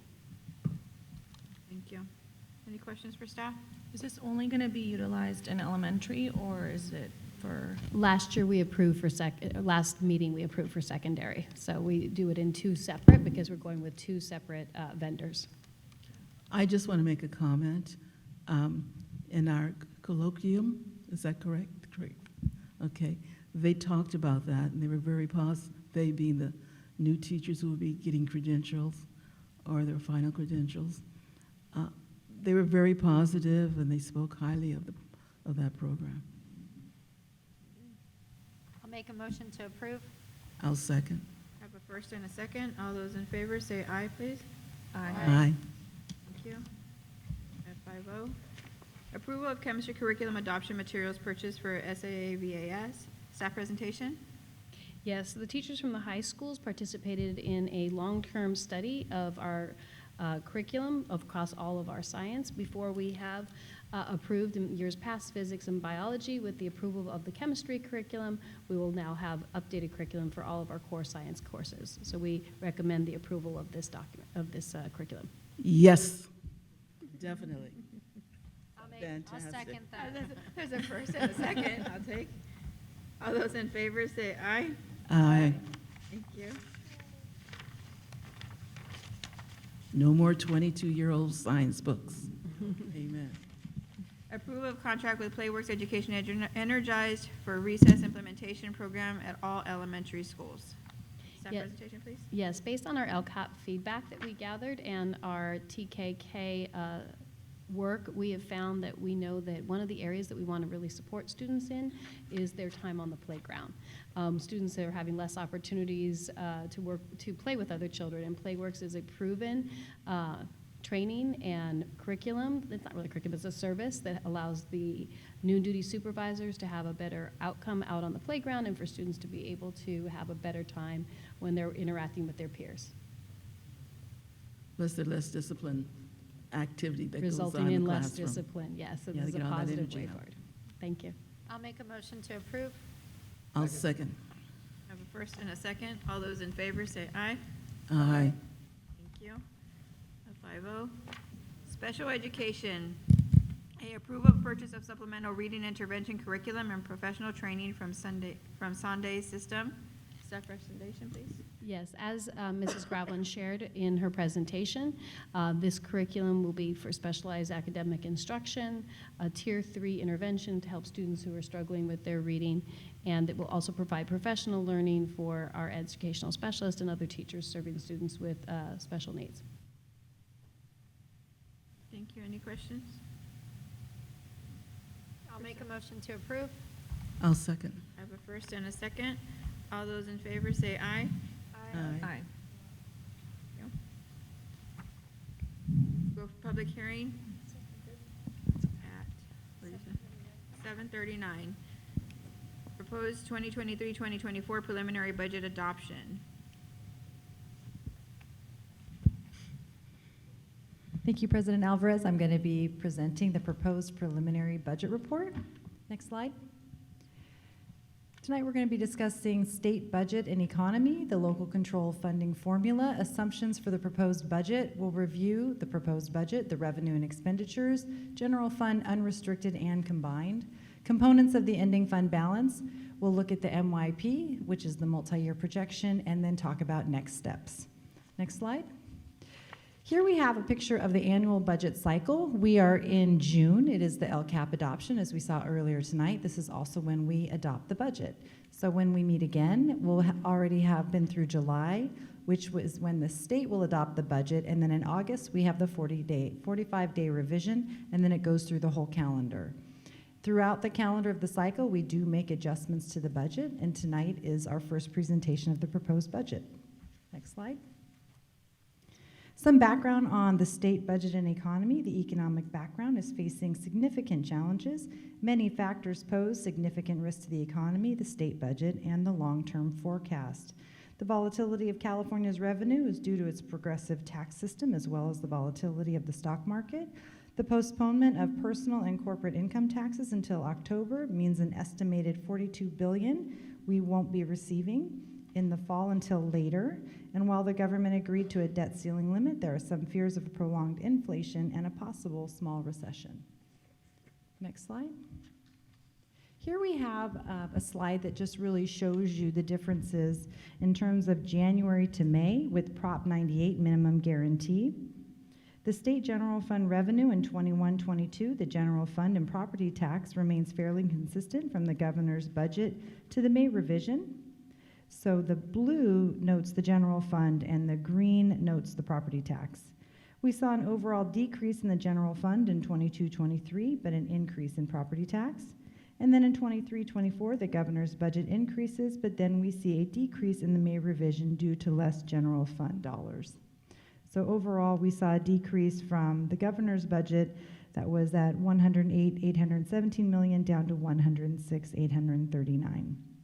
So this just illustrates the change when we first introduced the governor's budget to the May revision. Next slide. So the LCFF funding factors are the factors that go into building our budget. And this slide just represents the narrative of how that's done. We have base grants that are provided by grade span. We have K3, which is actually TK3, 4, 6, 7, 8, and 9, 12. 2 grade span adjustments are applied as a percentage increase to the base grants. Those are for K3, you get an additional 10.4%, and in 9 through 12, an additional 2.6%. The May revision increases LCFF base grants by the 8.22% statutory COLA. This is an increase in funding per student, not total funding. And lastly, we have the supplemental and concentration grants. Not every district receives concentration grants, but we do, and they're calculated based on the percentage of unduplicated pupil percentage, also known as UPP, of our enrolled students. Next slide. So all those words turn into these numbers. So when we apply everything that I just read, this is what it looks like. So you go across the top, and that shows your grade span. You have your base grant, which is your first line, the 22-23 grade base grant. You add the COLA, 8.22%, translates into these different amounts for each of the grade spans. Then you add them all together, and you get your third line. Your grade span adjustment is applied to TK, K3, and 9-12, so not everybody receives it. Then this year we have a TK add-on. It is inclusive of COLA already. And that leads you to the next line, which is your adjusted base grant per ADA. Then you apply your 20% supplemental grant per ADA and your 65% concentration grant per ADA. Next slide. In addition to those factors, we have the LCFF funding factors that we call our other planning factors. I've highlighted what year we're in. We're in 23-24. Even though our MYP typically is only for 3 years, we like to look at 5 years just to see what we're doing. We have our CPI, and that is, you see in 22-23 it was up to 5.71, that's Consumer Price Index. That's pretty high. It does drop a bit to 3.54 this year, but that is still an increase over what we're currently paying. And so whatever you're paying, you're going to pay an additional 3.45% this year. Next year, you take that amount, then you pay an additional 3.02. So even though we see it steadily going down a little bit, it is an added increase to the budget every year. Then we have our CalSTRS. I've just done some highlights of the big ones. CalSTRS employer rate, that's our contribution. That remains steady. That's for our teachers and our certificated typically at 19.10. And then we have our CalPERS. You can see that that does increase. Last year it was at 25.37%. In 26-27, we're estimating it to go up to 28.7%. So when you look at our MYP, these are the ingredients to your budget, and you'll see that's why sometimes our expenditures are going up. Even though we may not be buying anything, it's because we're paying for some fixed costs. And then we also have our minimum wage going up. Last year it was at $15.50. This year we're at $16, and you can see that it steadily increases up through 26-27. Next slide. OUSD changes in ADA. So what I like to do is just give you a snapshot of what we've looked like in the past and what we look like moving forward. We're just about in the middle at 23-24. Our ADA funding is now based on a 3-year average, and we have our funded ADA coming in at just over 15,000. In the out years, you can see that our funded ADA is continuing to decline. So when we're looking at our revenue, that is another reason why we won't be generating as much revenue, because we don't have as many students attending the schools, which then decreases the amount of funding that we receive. Next slide. Here we have our multi-year projection. We call these assumptions. When I explain the budget, sometimes I explain the budget's like a cake, and the assumptions are your ingredients. You change your assumptions, you change the cake. So here we have our ingredients, which are assumptions. So we have 23-24. Our attendance ratio came in at P2, came in a little lower than we anticipated. We were at 89.99%. COLA is at 8.22, and I just reviewed CalSTRS and CalPERS in our last slide. We are staying consistent with our 410 student decline. We haven't seen a change in that pattern as of yet. We declined just about that amount last year. Health and welfare, we're anticipating to go up for 10%, and then for Kaiser, it could be as high as 15%. That's what we're being told to budget right now. Our increase in utilities is 10%, and step and column increases is 1.5%. So when we're looking at expenditures in out years, these are also baked into our MYP, and that's why you'll see expenditures increase even though we may not be buying anything. It's just the cost of running a school district. Next slide. Here we have the 10% reserve cap. This is the Prop 98 reserve cap. And so this just notes that once the Prop 98 reserve hits a certain point, you cannot carry more than a 10% reserve as a school district. So we'll show you how we've created that this year, and it's very similar to what we did last year as well. Next slide. So here we have our multi-year projection unrestricted. Unrestricted is really important because that's what we have a little bit more control over.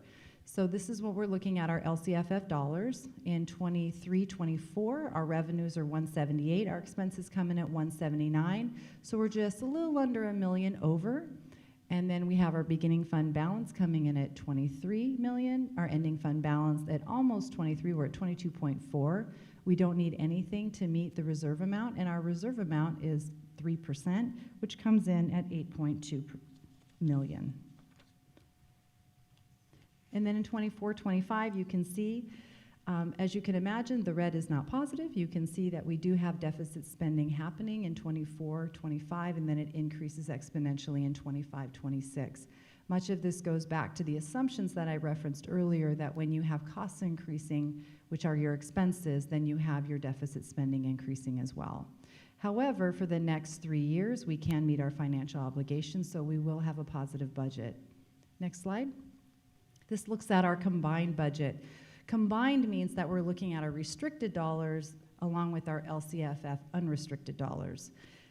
Here we have our revenue, so it gets to be a little bit of a bigger budget of $277,647,164, and then our expenses are a little bit less, so you don't see that we're deficit spending when you have the combined. However, in the third year out, it does come up again as a negative $8.3 million. Then moving through 23-24, going back to that first column, you have your beginning fund balance of 46.2, and then you have 50,498,000 as your ending fund balance, and then you have your restricted amount. You have non-spendable and other commitments at just over 3 million, and then we have our adjusted ending fund balance. And then we have our combined summary, our 3% reserve at 8.2 million. And then you can see we're able to maintain that for the next 3 years. But because in both our combined and our unrestricted, we do have deficit spending, we're going to need to continue to evaluate the budget. Next slide. So here's the components of the ending fund balance. So in our non-spendables, we have our stores, our revolving cash, and prepaid expenditures. This is standard. In our restricted, when we talk about restricted funds, those are our Title Is, our Title IIs, anything called a title, grants, Medi-Cal lottery, COVID funding, and then any other types of grants that are received. Our estimated actuals come in just over 23 million, and our proposed budget is at 28 million. So when we're looking at our budget, we always set aside the first 3%, and that's noted at the very bottom. We have 10.6, and then we have 8.2 for the proposed budget. Anything between 4 and 10% we've assigned that expenditure or that amount for employee compensation and declining enrollment mitigation. This is the same thing that we did last year. And then for committed, that's anything above 10% we have for our post-retirement. We always put that in there. And then continued work on our facilities, deferred maintenance, furniture and equipment, and turning our sites to more work with the high schools this year in that area. So these are our components of our ending fund balance. Next slide. So actions to ensure fiscal solvency. This is the goal of the board. Closely monitor student enrollment and adjust staffing accordingly. Reduce staff as funding timelines expire. We're going to be seeing some of our restricted funding fall off because COVID is ending this year for one of our ESSER funds, one of our larger ones in September, and another one in the next September. And then we're going to evaluate our health and welfare costs, identify possible reductions in contracted services, and continue to incorporate updated revenue and expenditures as they become available for current and multi-year projections. Next slide. So our next step is to approve and adopt the final budget. That's at the end of June. We'll complete the year-end close and unaudited actuals, and then we'll present the unaudited actuals and revised budget in September. Next slide. And that's it. Thank you, Andy. That was great. Months of work. Todd Madison, item 8A. Madam Chair, is A and B like considered together, or people We don't have They any submitted speakers on separate. 8B. We had to agendize them separately. They're on our. It's like the same item. It's state law, I believe. All right, so here's our budget for the coming year. Got to admit, even as a hobbyist that's more into these things than most, I have no clue what the budget is saying. I'm glad Ms. Norman here knows what she's doing here. I have no idea. This year we had massive revenue. Despite that record revenue, this year we're running a deficit of almost $6 million. It's great to hear Eleanor's concern about the deficit, but maybe a little bit late. And as we've seen, the deficit gets worse. So what part of that is good financial management? Is what I'm wondering. Now we see a huge revenue drop expected next year. Incredible one-time funding from the feds and the state are going away, exacerbated by expected declines in enrollment. We knew this was coming. It was not only predictable, but it was predicted. Many, many warnings were given that now is not the time to add permanent costs to the budget because of the damage it would do with lower revenue expected in the future. But of course, we ignored that because holding back on those increases would not have benefited the bank accounts of those who stand to gain. Classic self-serving human nature, exactly what a responsible board is there to stand up against on behalf of our kids. But our board doesn't do that, do they? They don't stand up for kids, they stand up for employees. And employees, being human beings they are, tend to think more for themselves as the best possible use of money, as always. Despite the fact that there's never been a direct correlation between more money for adults and improved academic performance. No study ever says that. So according to the state's numbers, in the last decade, OUSD's funding has gone from $8,810 per ADA in 2012 to $17,994 in 2022. It's an increase rate of 7.4% per year, which is almost 3 times the rate of inflation. But yet academic performance has remained flat or declined. Most of that's gone into the paychecks of adults, which shows obviously more money for adults does nothing, as I said earlier. Everyone involved last fall knew full well the damage increasing those costs would do to future budgets. Everyone knew they would ultimately require cuts to be made. It looks like we've got a few years now from all that inflow, but it's going to happen eventually. We see a $9 million deficit in a few years here. The County Office of Ed clearly pointed that out at the time, saying in the response that deficit spending will increase, but the board approved it 5-0, as they always do, and we now see that in the multi-year. As I've said, taking candies from babies for themselves just because they can. This won't be the last time I get to quote Joe Biden. Don't tell me what you value, show me your budget, and I'll tell you what you value. We see the budget, we know what you value, and it isn't a better education for our kids. Thank you.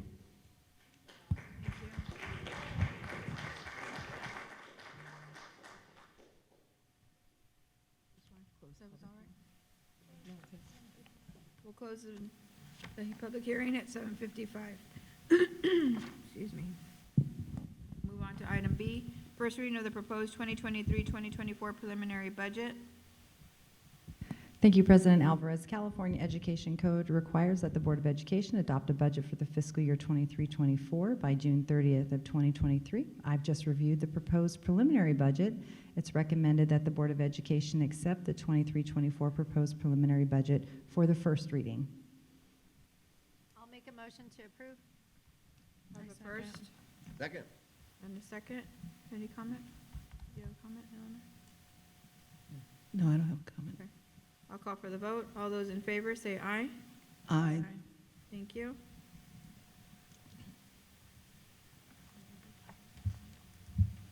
Item C, 6:30. At 7:56. We'll open the public hearing regarding renewed waiver of certain statutory surplus property requirements. We are commencing a public hearing regarding the district property located at 333 Garrison Street, commonly known as the former Garrison Elementary School site, and the district's desire to submit a waiver renewal. This hearing is open again at 7:56. No, yeah, 7:56. The district is holding this hearing to allow for any public comment on whether to renew its waiver from the State Board of Education of certain statutory surplus property requirements related to the sale of the property. The waiver approved on January 12, 2022 removes certain procedural restrictions regarding how the district disposes of the property, specifically the restricted bidding requirements. The district successfully identified a purchaser and is currently progressing through the sale process, but given the complexity of the sale, requires additional time to finalize the sale. I will now commence the public hearing. I invite anyone who wishes to speak about the waiver of certain surplus property requirements to address the board now.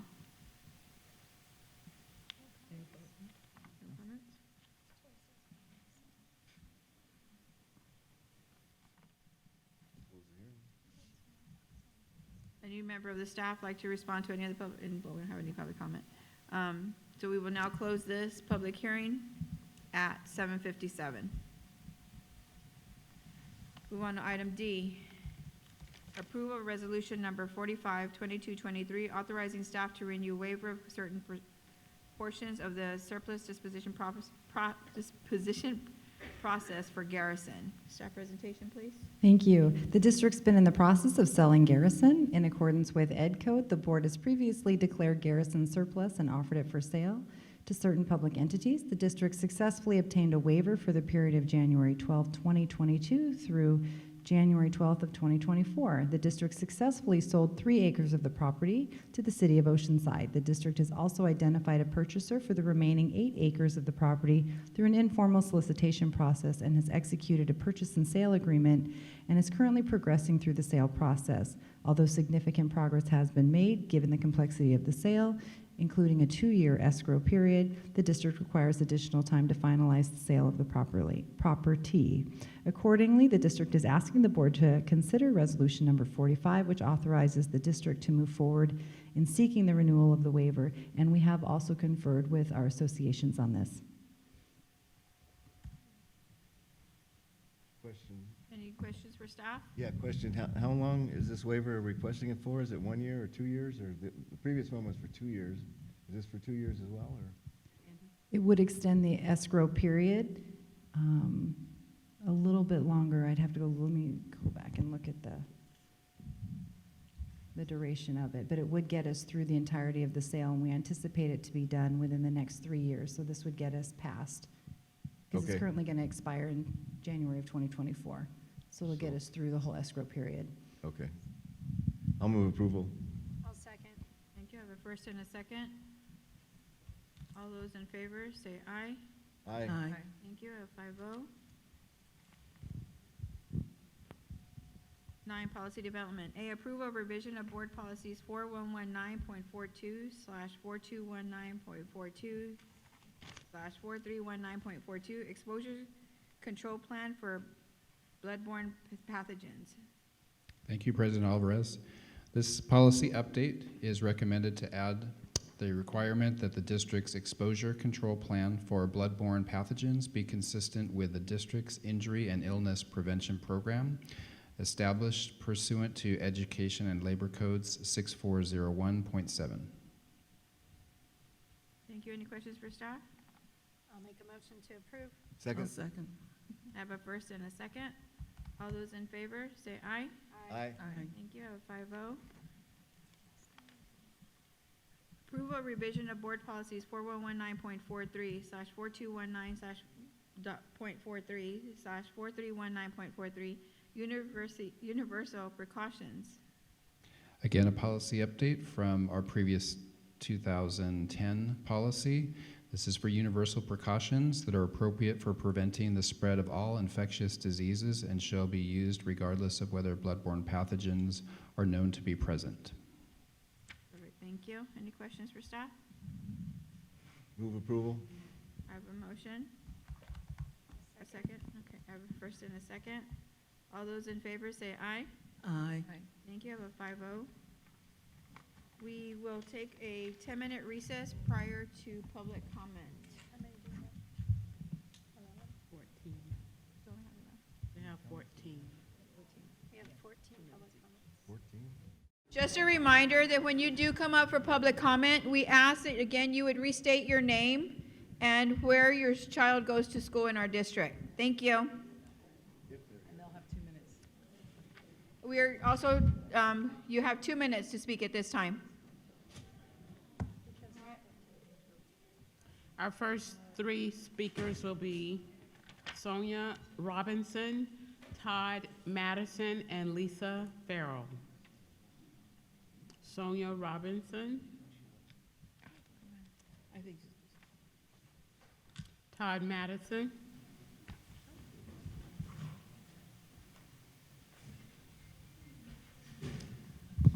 All right, 2 minutes is going to be a challenge. So I recently saw a video in which our superintendent, Dr. Vitale, was interviewed in a show called Voice for Equity. The interview provided some insight regarding some of the problems parents are having with the district. I appreciate Dr. Vitale's advocacy for tolerance. I'm 100% with her on that. LGBTQ people face difficulties in society every day. We need to fight that.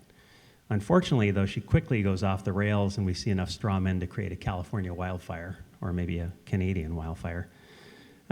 She talks about personal attacks. You can see the video of all the comments that have been said on the Facebook Parent Association page, San Diego Schools YouTube, if you'd like. Truly personal attacks, I think, are very rare. Unlike personal attacks on parents, which happen every day when parents are forced to send their kids into a school system that insists on promoting beliefs that have nothing to do with academics. We don't have true school choice, so we have no option. Dr. Vitale dismisses parents' assurance. It's not about the LGBTQ part by saying, well, what is it about then? I'm not sure if she's been at these meetings, because if you go to tape, you'll find abundant cases where speakers start off saying they have no issues with people who want to be being who they want to be, none at all. Speakers have been clear they feel the problem is the focus by the district not to just teach tolerance of other viewpoints and lifestyles, which is good, but in promoting those viewpoints and lifestyles, which many feel is not appropriate for our schools.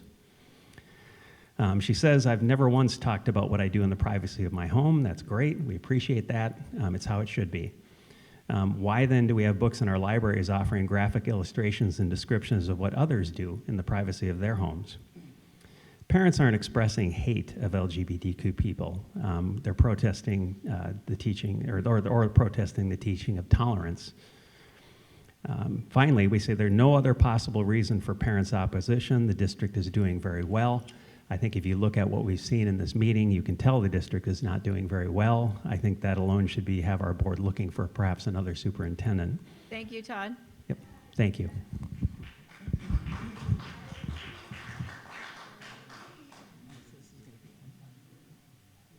Lisa Farrell.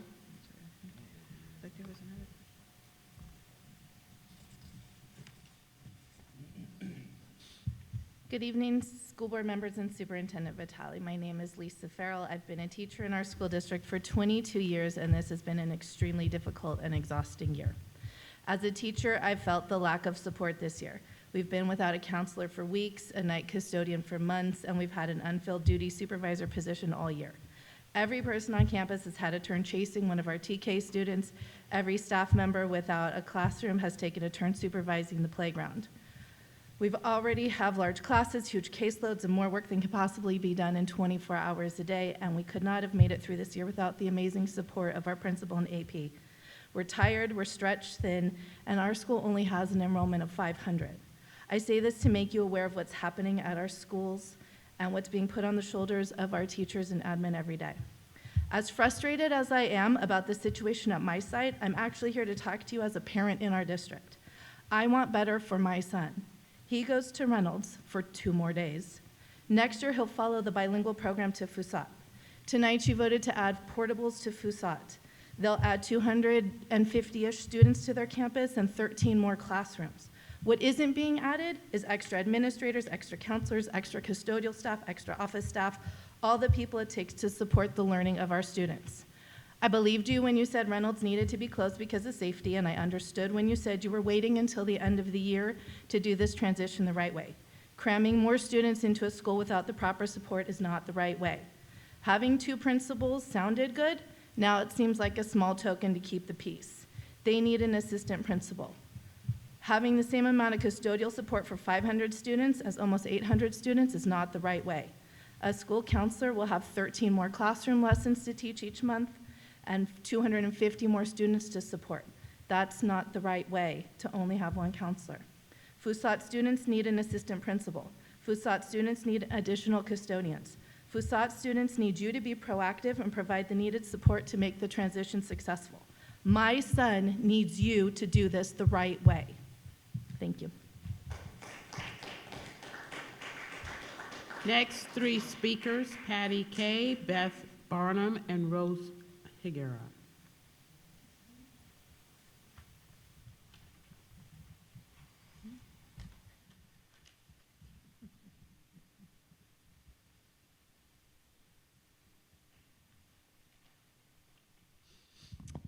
This is an interview that is well worth listening to. It's not directed at anyone personally. It's an overview of the status of government schools in California by a child psychiatrist.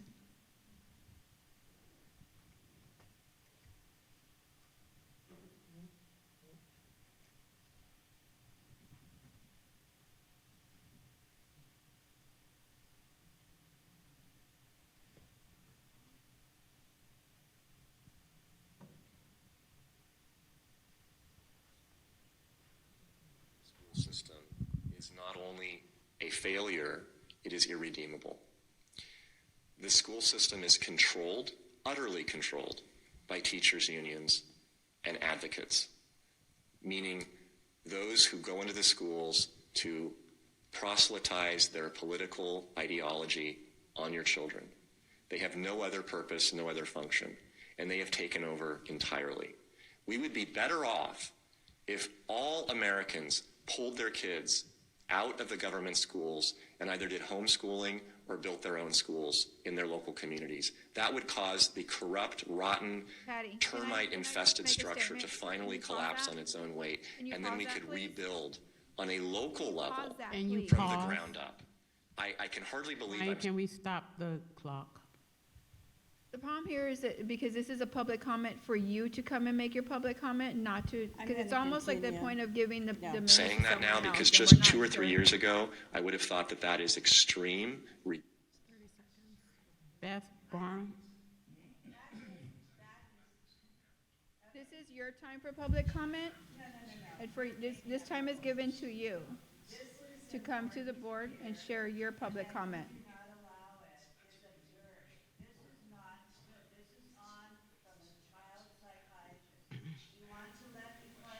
No, ma'am.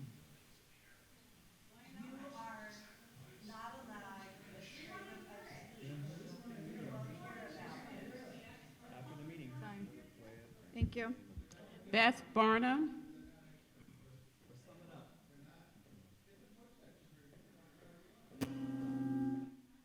Exactly why we're pulling kids out of school. Once again, I'm going to tell parents how, this is for parents, this is not for the board because the board doesn't ever listen. I homeschool my son. I pulled him out 3 years ago. I am an Oceanside resident and I am ashamed of what happens to Oceanside School District. What needs to happen is actually everyone to pull out and you become bankrupt.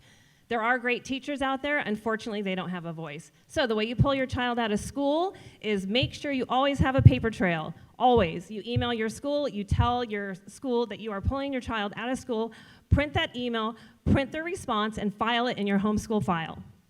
Next, go and file your private school affidavit. It's called a PSA. Go to cde.ca.gov, search for a private school affidavit, scroll down to filing the affidavit. Click on private school affidavit, fill out the information, make sure you do not name your school after your name or your address. Should take about 5 minutes.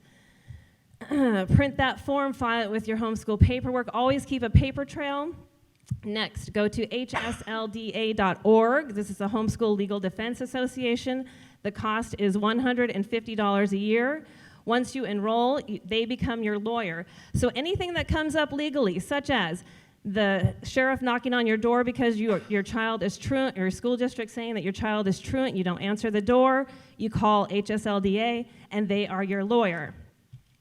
If you have trouble getting your child into college because you have a homeschool child, again, HSLDA will talk about that. They will take care of your problem. How much does it cost to homeschool your child? It can be nothing. It could be $500 a year. It could be $1,000 a year. A couple more websites. Homeschoolcollective.co is here in North County. Publicschoolexit.com. Willow Ridge Academy. Freedomofchoicehomeschool.com is right down the street. You do not have to be a teacher to teach your kids. You have the best interest, not this board. Thank as you. just shown. I cannot believe you guys just did that. Rose Figuera?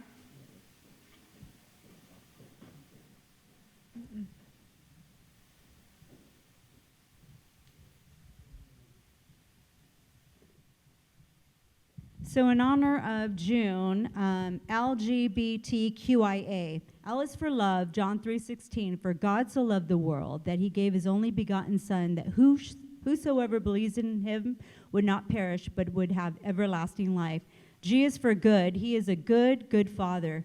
B is for beautiful. He made each one of us beautiful just the way we are. T, there is time. You have time to turn to God today. Today is a day of salvation. Tomorrow might be too late. Q, questions. Bring them to God. He has all the answers. I, he is the I am. God says he's the great I am. A, ask God to reveal himself to you. He loves you.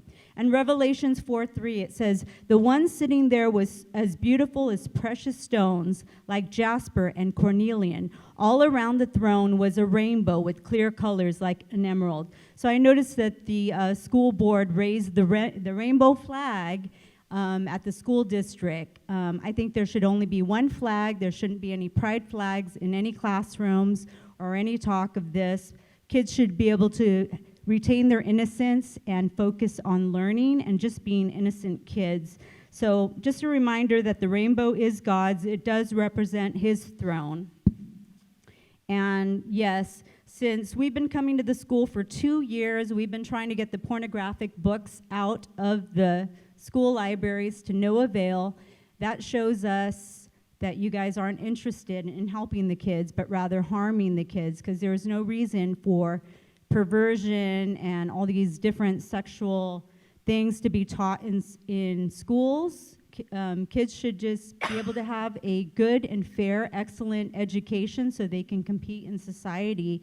And so it's just really sad because my kids, they all went to these schools and they actually did get a great education. I was very grateful for the teachers and worked alongside them. But now it's very political size. So pull your kids out of school. Thank you, Rose. Next three speakers, Michael Richardson, Patrick Higuera, and Ernesto Polanco.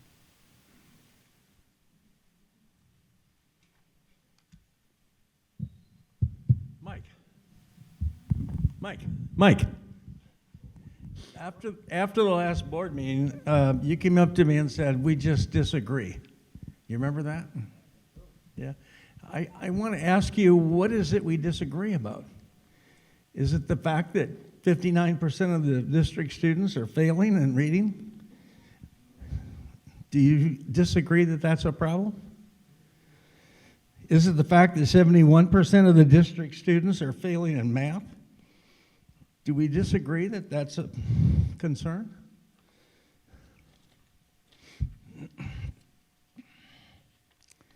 Is it the fact that the district had a 38.4% chronic absenteeism?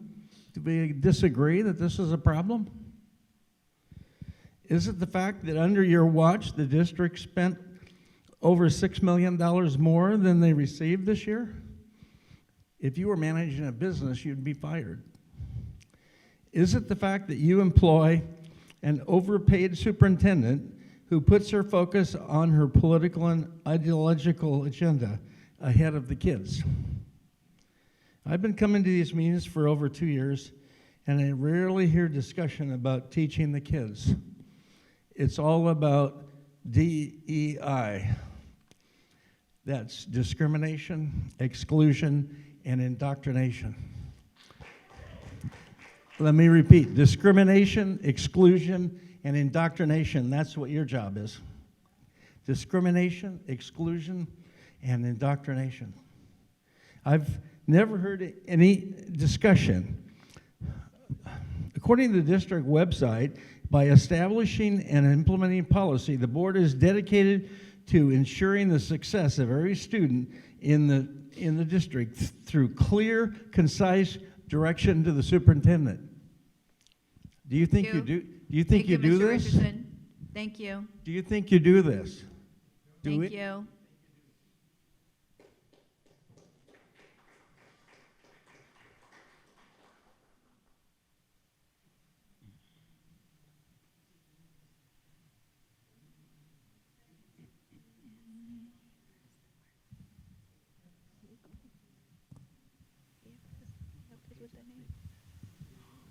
Gotta go fast, gotta go fast. So your report card for 2022, 2023, I gotta cut it down. Math proficiency for a high school, 26%. Reading, 50%. High school readiness for college, 32%. Graduation rate, you were right there, big guy. Last year it was about 85%. Now it's 65.8. This is according to usnews.org. This board has condemned and closed at least 3 schools within the last 3 years. They don't allow for overhead presentation for parents even by request. They allow for pornographic books to be in the libraries, thanks to you. They continue to sexualize our kids without parent consent. I've been coming here for 2 years just like the rest of them with, you guys aren't helping at all.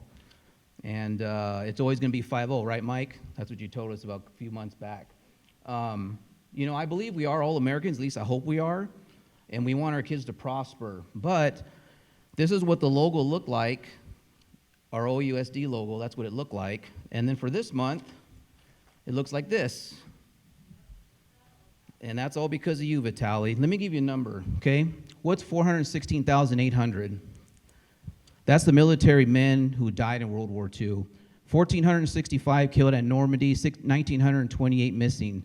So we had 16, 17-year-old men lying to get in the Army. Now look at the men we have now. It's a shame. LGBT, you give them 30 days of celebration and a flag. What do you give the fallen soldiers? 1 day in May. 1 day in May. How come you didn't turn the logo into the American flag? Why didn't you do that? How come none of you stood up for this? You all should be ashamed of yourselves. You're not Americans. You're not Americans at all. You're a bunch of fools.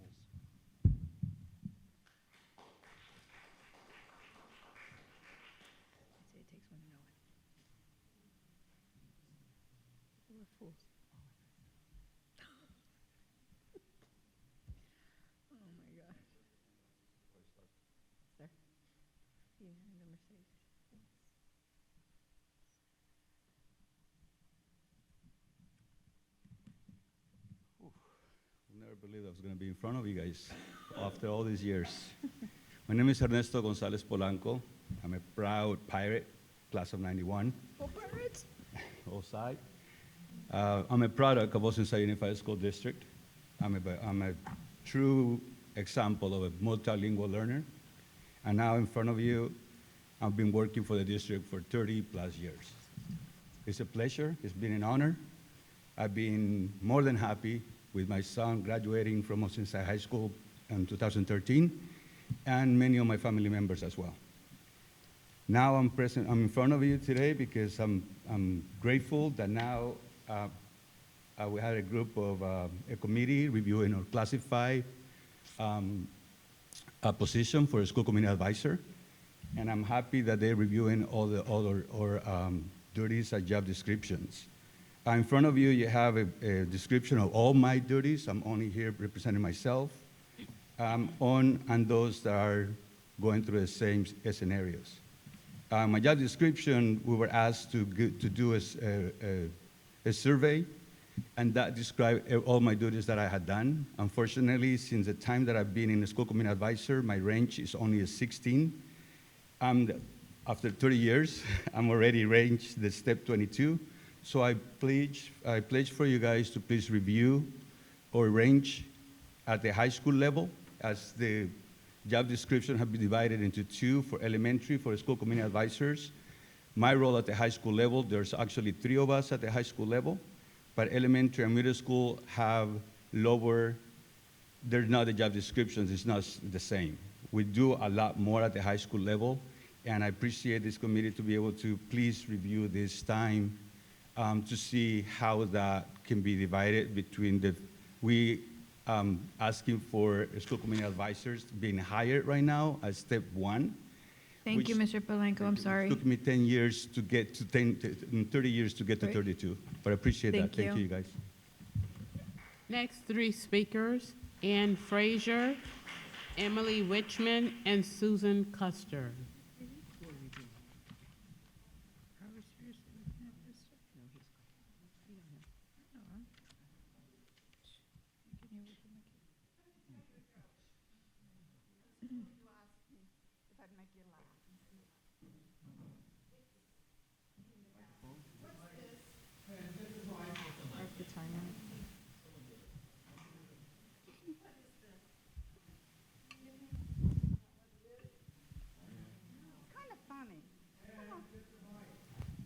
is it?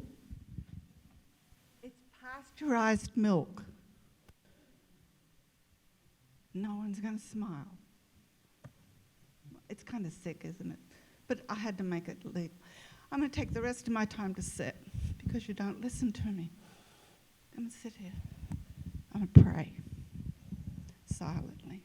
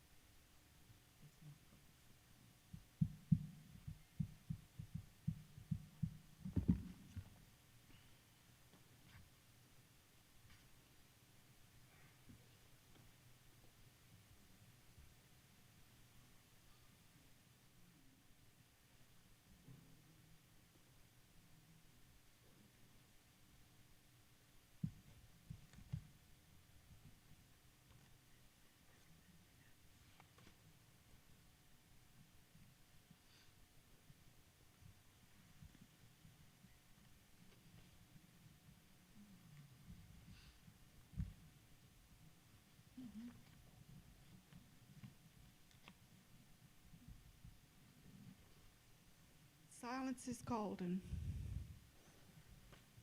Takes a long time for 2 minutes to pass. Okay. Thank you. You don't say, my name is Mrs. Fraser. Thank you.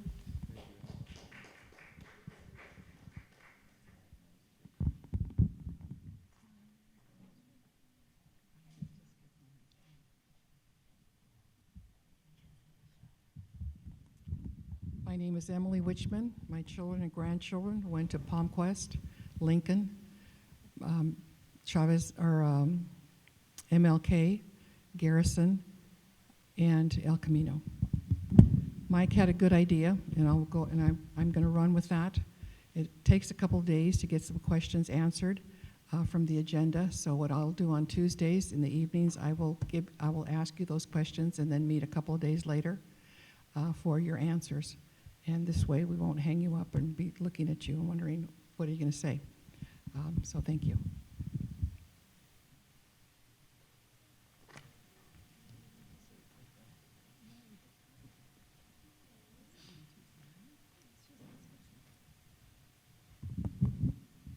Good evening. I'd like to address a few comments from a Dr. Vitelli interview. At one point, you were talking about the school board meetings, and you said that the people attending the school board meetings were, and this is a quote, "were not going to end your life with their hatred." You also stated that, another quote, "you have to endure attacks at the school board meetings by small-minded people."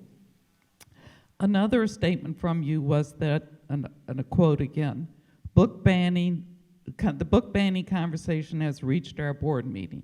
I feel it's necessary to clarify a few things because apparently you misunderstood what we've been saying. I don't really care if you think I'm small-minded. However, I do not like the spreading of misinformation. We're not against the LGBT community. We're against the pornographic books that are in the libraries in the schools.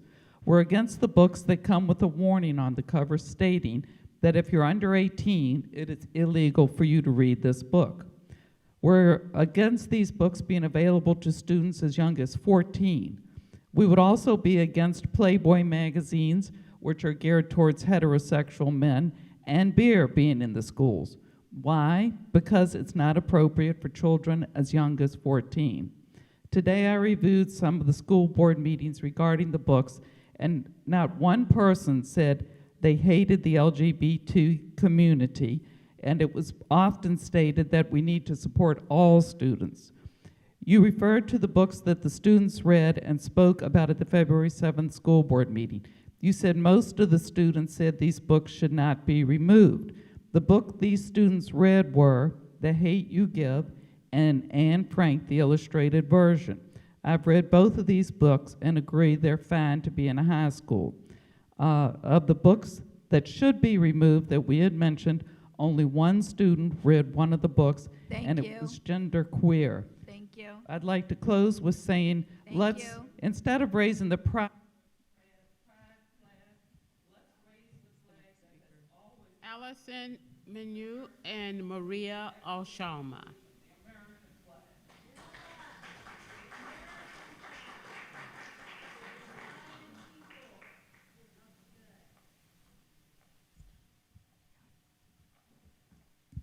Good evening.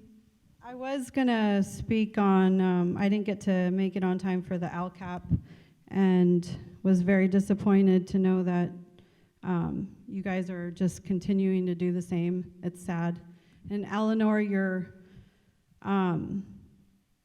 comments on we're doing so great, give me a break. I'm going to actually, I have a little bit towards Dr. Vitale when it comes to that interview that Susan's talking about. You had mentioned about the parents at an elementary school and how you know, you didn't understand why they were so upset about the LGBTQ curriculum coming into the schools. But it just seemed like you were very dismissive as to the fact that these are very passionate Christian Armenian parents in the community that are rising up. And thank God for them, because there's going to be more rising up. It's very sad what happened that couple days later in Glendale. Actually, they did pass it. So LA Unified, for the people at home, the board president is very open on the whole agenda to bring in curriculum, and so she got her way. No matter, there was plenty of parents there, all walks of life. Again, they're not against the LGBTQ community. They're there for their children, and their children are way too young. The children of LAUSD have been put through so much. It's heartbreaking and just very sad. So, no, we're not going to stop. Thank you.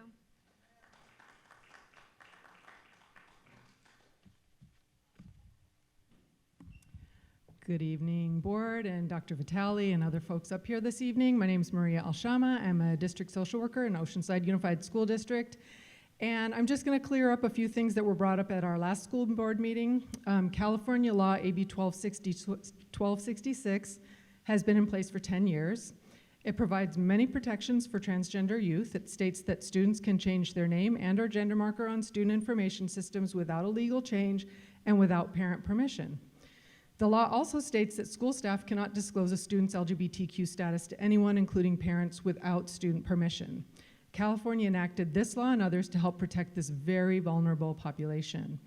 40% of the homeless youth population in the US self-identify as part of the LGBT community. The main reason they're homeless is family rejection. In the past year, more than half of the transgender and non-binary youth in this country have considered suicide. That data hurts my heart and my soul. Over the years, I have worked very closely with lots of trans youth, and I see these scenarios played out regularly. But here's the great news. LGBTQ students who identified in a greater number of supportive school staff reported higher levels of self-esteem, lower levels of depression, and a 34% lower odds of attempting suicide in the past year.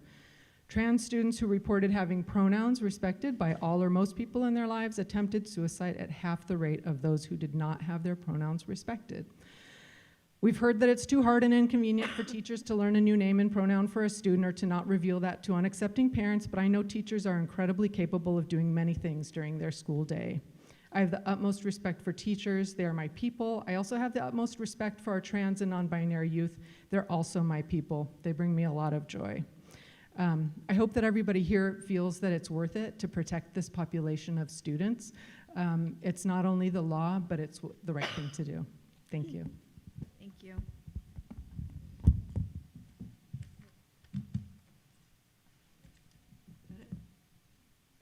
Okay, that We will adjourn the meeting now at 8:47. Thank you for all being here.